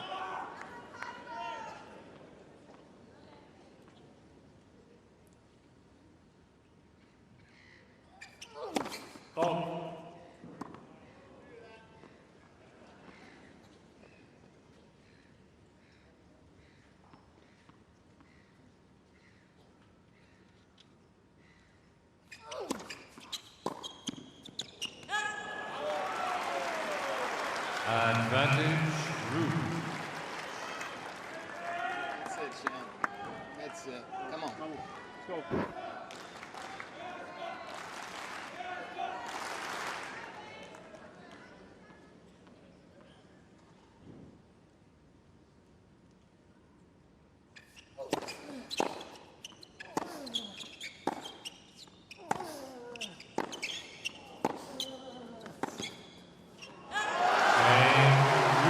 Question that he's trying to inject a bit of pace. He's trying to hold his court position better, Ruud. 2 games to 1. He survives the onslaught. 2-1.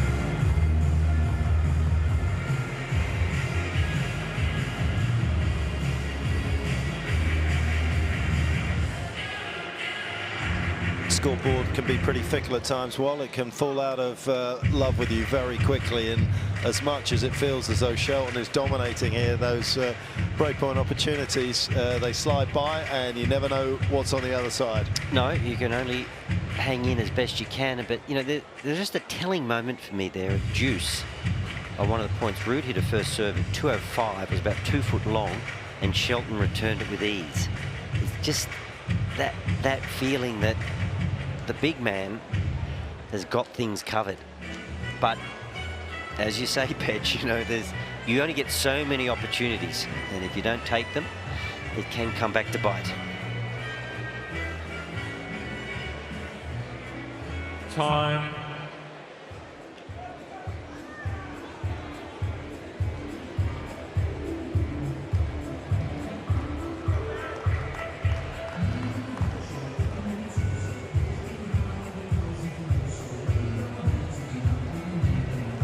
been an explosive start to this third set, even though no one's managed to get the break advantage. There's been a lot of good shot making. There's no doubt that Casper trying to turn things around here. A little harder for him, obviously, to inject the pace off the ground when Shelton is serving. But that's what he's looking to do.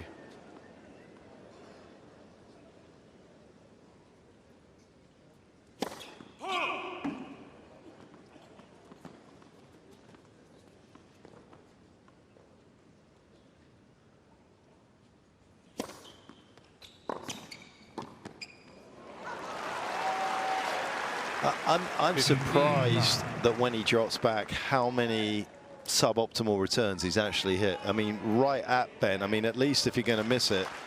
I mean, we've seen how clean Ben is when he just has to pop it over the net. At least miss it wide and go for a bit of width. Yeah, and maybe it's just the element of surprise. Ben's not overdoing that play, so he just thinks, I'll just make it. So what is that, just sweat? Yeah, this is just some sweat falling off of the player as it gets close to the baseline. And if you land in a position that's near one of the sweat patches, even though it's small on the court, if your shoe, when you're trying to grip right off the court, it can cause you to slip. And obviously you don't want to have a slip here. It could be dangerous.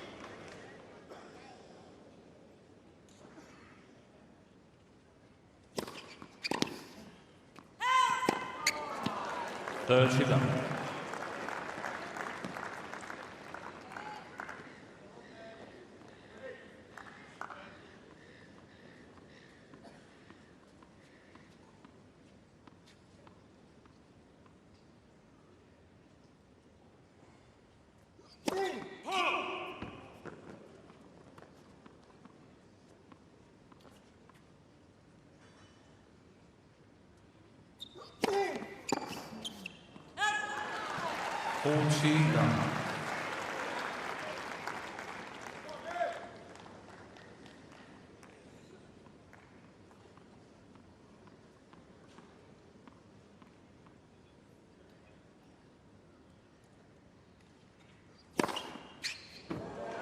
See, there's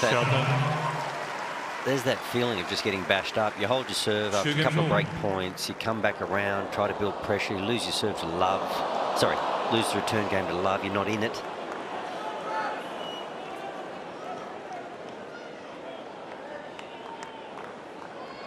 So you're just playing to survive. You're not playing to control the situation or play to any great pattern.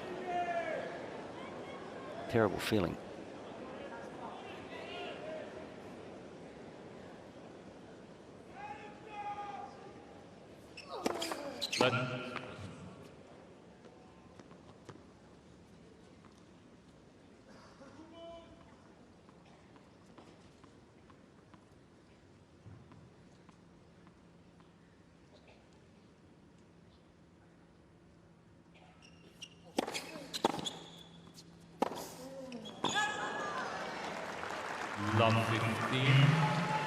Well, I like that Shelton is doing a good job here of having not broken in the previous game, but still continue to apply the pressure. He puts Casper at a deficit again right away, so there's just been no let up.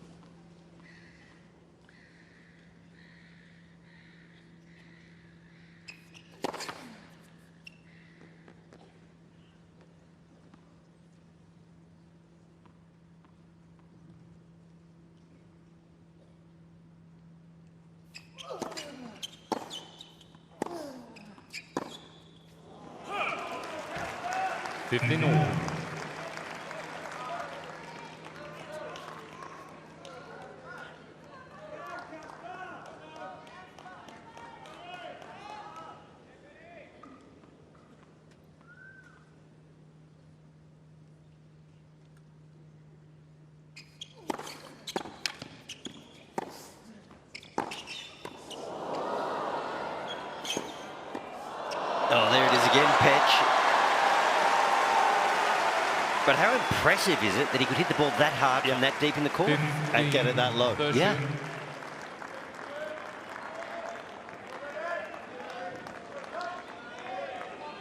Just straight at him. And that's a tough volley. You've got no angle to work with.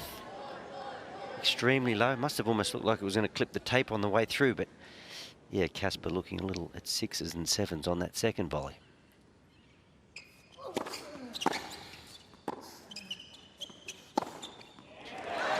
Yeah, you kind of feel like after the first volley, he should have closed the net down as Ben was on the charge rather than coming back, and then he was on the defense. But this is another blistering attack from Shelton off the return. He's on the ropes, Petch.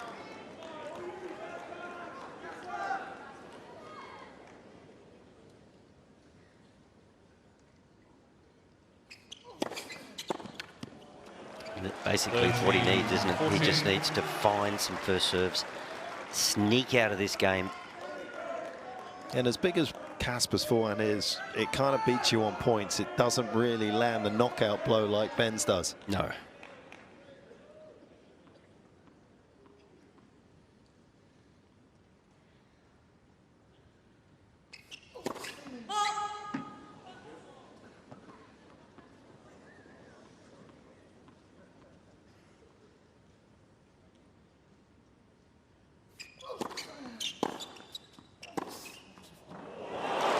That's brave.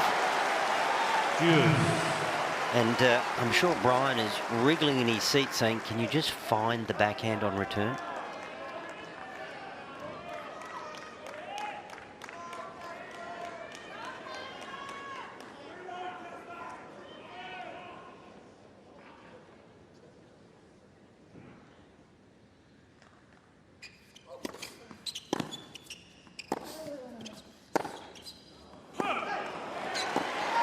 Well, there was one backhand previously, and that forehand there, that's the little escape valve that Casper needs.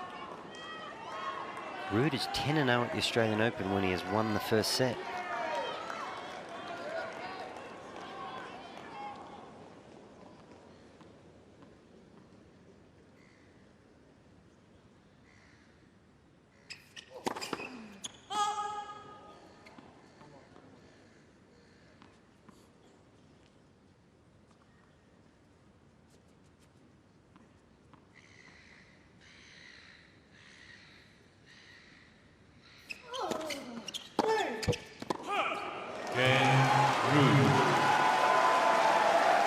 Survives another siege on serve. 3 games to 2. Shelton getting closer.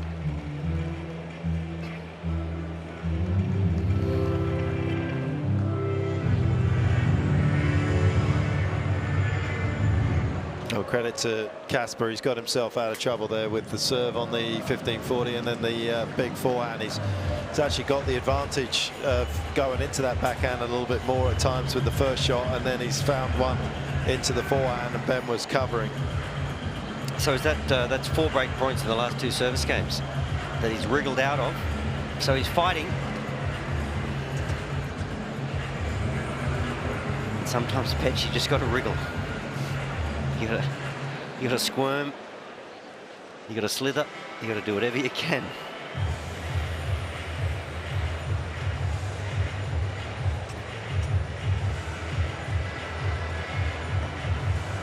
Time.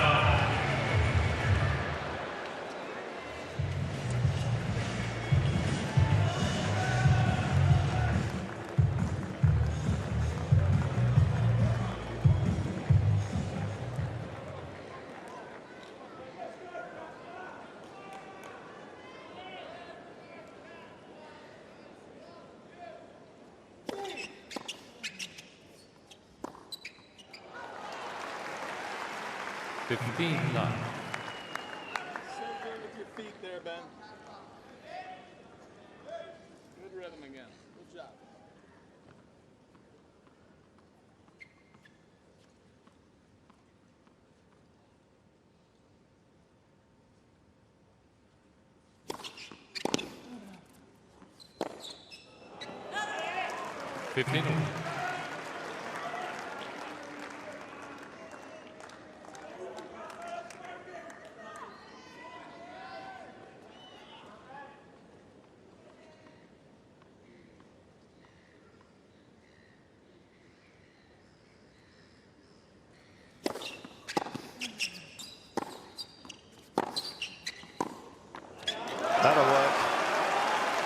15-30.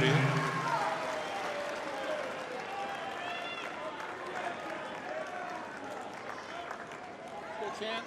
Vamos.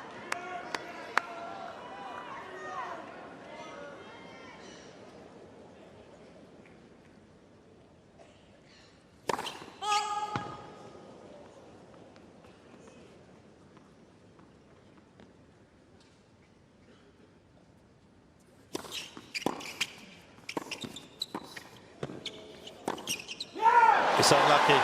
He didn't win the point, but that was fantastic from Ruud. Great counter from Ben. It was a tremendous half volley, wasn't it? Because he was under pressure. Got to consider that was 15-30. And he hasn't seen this play before. No, and he wouldn't have contemplated the score, obviously. And not a bad volley. And Ruud does the right thing. He covers line, but I think you got to take that back to his backhand, though, right? if possible, he's got a lot of options on that forehand wing. And he's hit it well on the run throughout this entire match.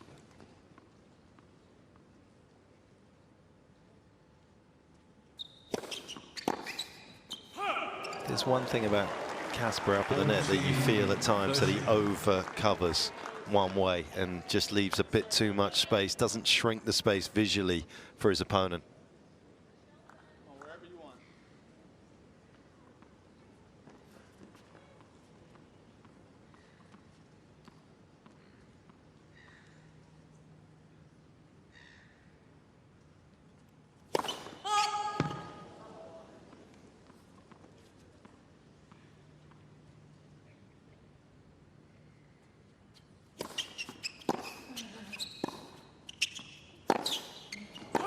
Ben Shelton. New balls, please. Not the wrong shot. The right shot, he's just got to execute it better.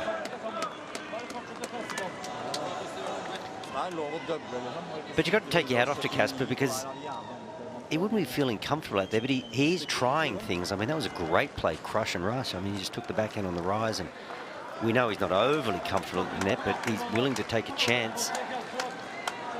He's not going to leave any stone unturned here to try to get a win.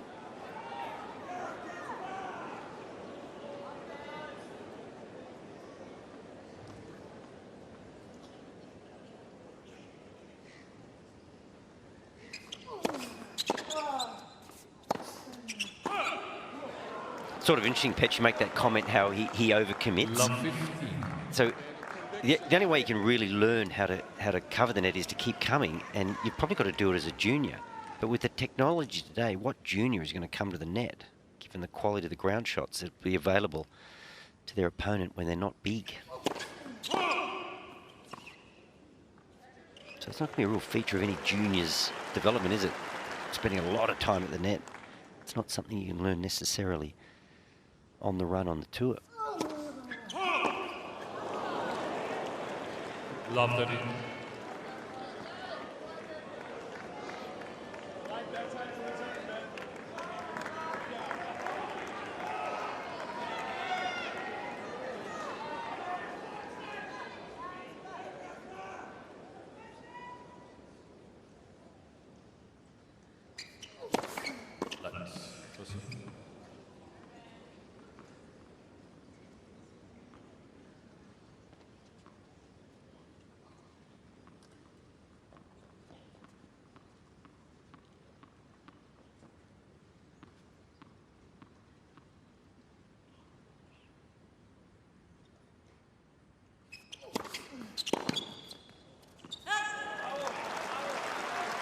$15-30. Good try. Right here. Come on. Good height there.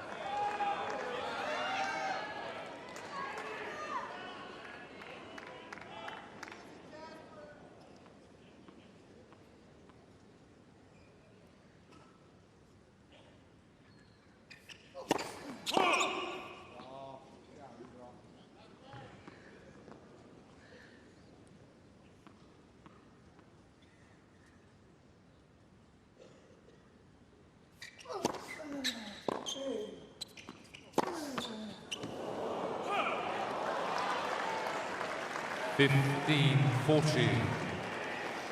Looks a little devoid of confidence on his most important shot.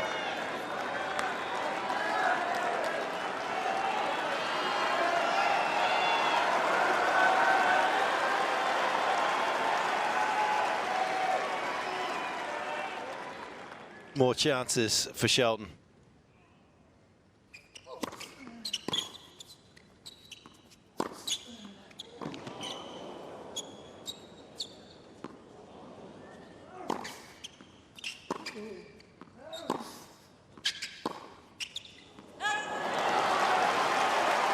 It was the bounce smash that you were talking about earlier. How many people do you think practice it?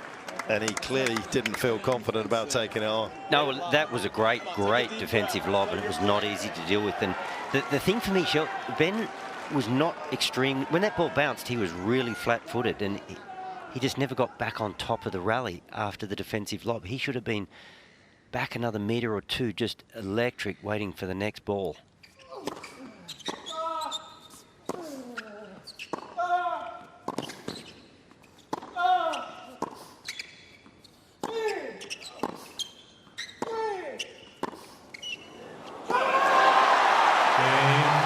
Shelton.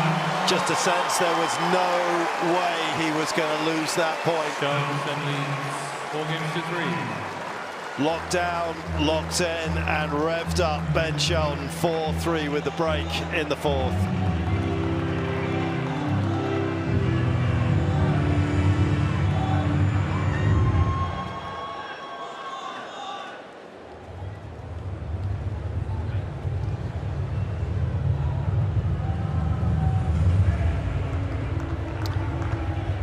Pedge, that final ball from Ruud just went long, but did you see the forehand Shelton hit?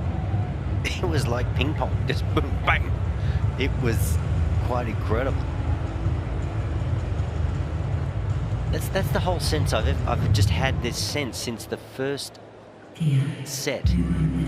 It's just a big man, a good big man playing a good little man. And Casper, whenever he gets a three-quarter ball, he normally hits very aggressively to safe parts of the court, but he feels like he's got to make something happen. So he's made more errors than we would normally expect from him.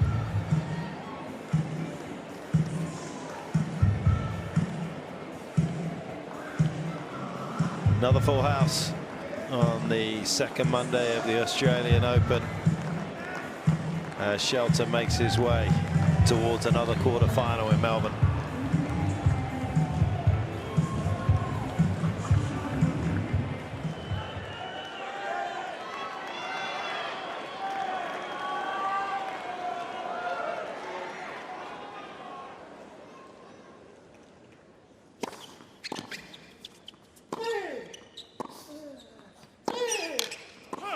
Love 15.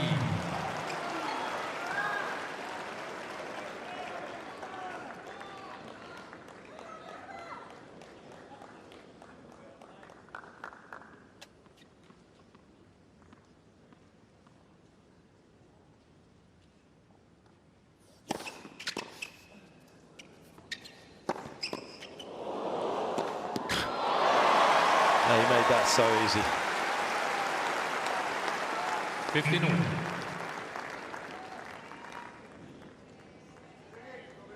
So there's that point again. Survive. Survive. You don't really play a part in the point. You're just there, getting manhandled. Survive. I mean, you're not playing shots. You're just 13, you're just chasing difficult balls, trying to get them back in play. Yeah, you almost feel as though he needs to just go for quality on the first serve return rather than any sort of quantity. Yeah, it's the chip, the safe play. It's not working, is it? Oh. Well.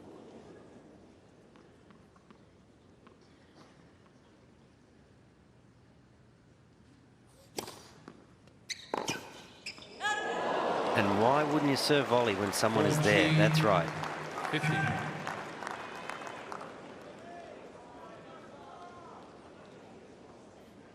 Casper's he's pacing out the meters from where he made contact with that final backhand of the baseline, and I think it was about 8.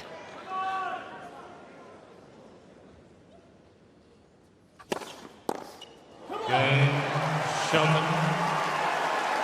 And he's just beaten for pace there, just unable to get the grip round quickly enough to be able to try and drive through that. Ian Thorpe in the crowd, a very famous Australian Olympic swimmer, distance swimmer, used to completely dominate his opponents, and I think he's recognising that tonight in Ben Shelton. He has just dominated Casper Ruud ever since he lost that first set.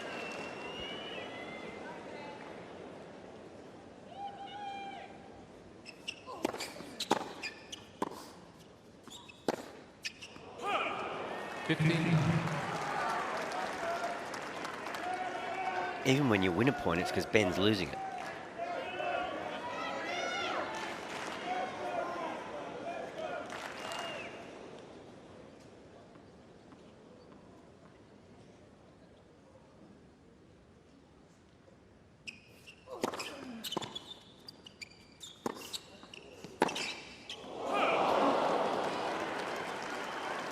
Chilla.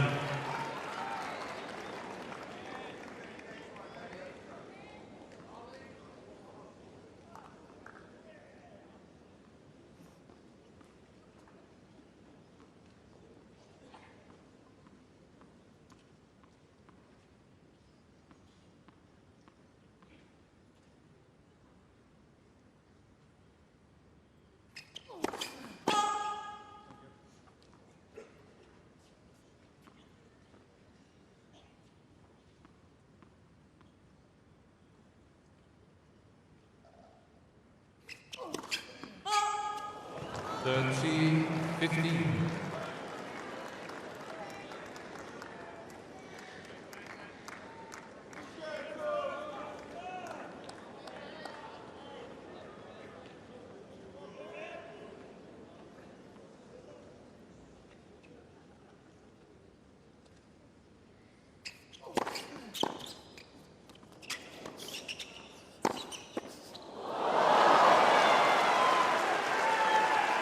Very quick to implement the plan that when Casper came in, he was just going to drill it hard and fast through the middle, not give him any time to react, and it's worked out beautifully for Shelton.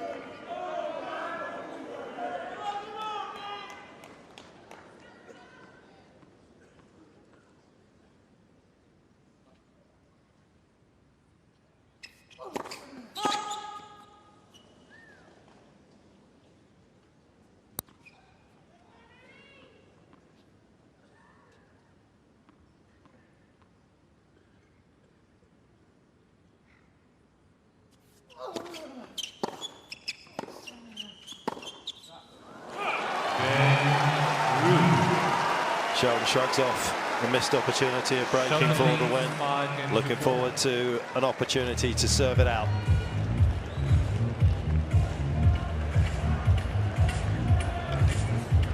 It's another great example of why I think it's just so difficult to play Ben, especially when he's in the lead, because he just doesn't give you anything to kind of make you feel comfortable out there in a service game where you can sit down and think, oh, I did something really well there. No, I can't safely say over the last probably hour and 45, I couldn't tell you what Casper's trying to do. It's just, he's pretty much just reacting to the power of Shelton. Of course, he got the power and the spin on the serve and the forehand. I mean, I kind of feel sorry for him in a way, because I really like Casper as a player, and I love a guy that's so committed to his craft as Casper. He's as fit as he could possibly be. He leaves no stone unturned to be the best player he can be. And yeah, I mean, he's going to have a great year. He'll have a great career. He'll continue to get better and better. But tonight, it's been difficult. He's just had this match taken out of his hands.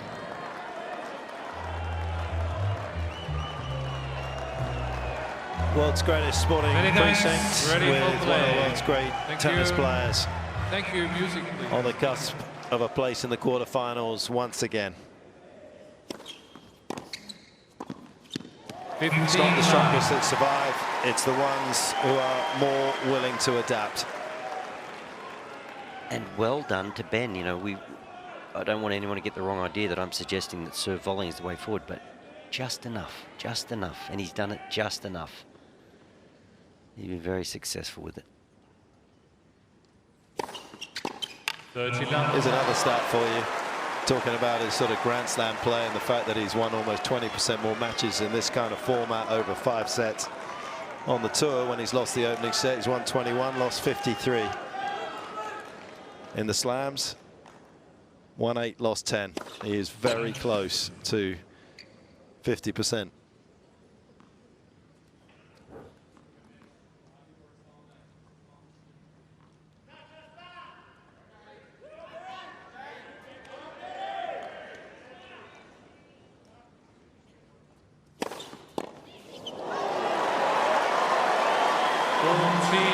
Equal fastest of the entire tournament. Tarante hit one at that particular pace. Shelton matches it. Ruud, no match for the American in the final 3 sets.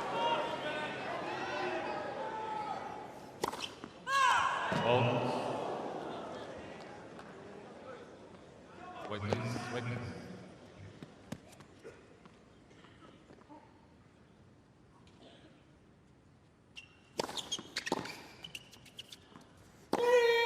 Game, set a match, Shelton. Shelton sets 3-6, on, 6-4, 6-3, 6-4. and that sets up a Shelton Senna last 8 encounter.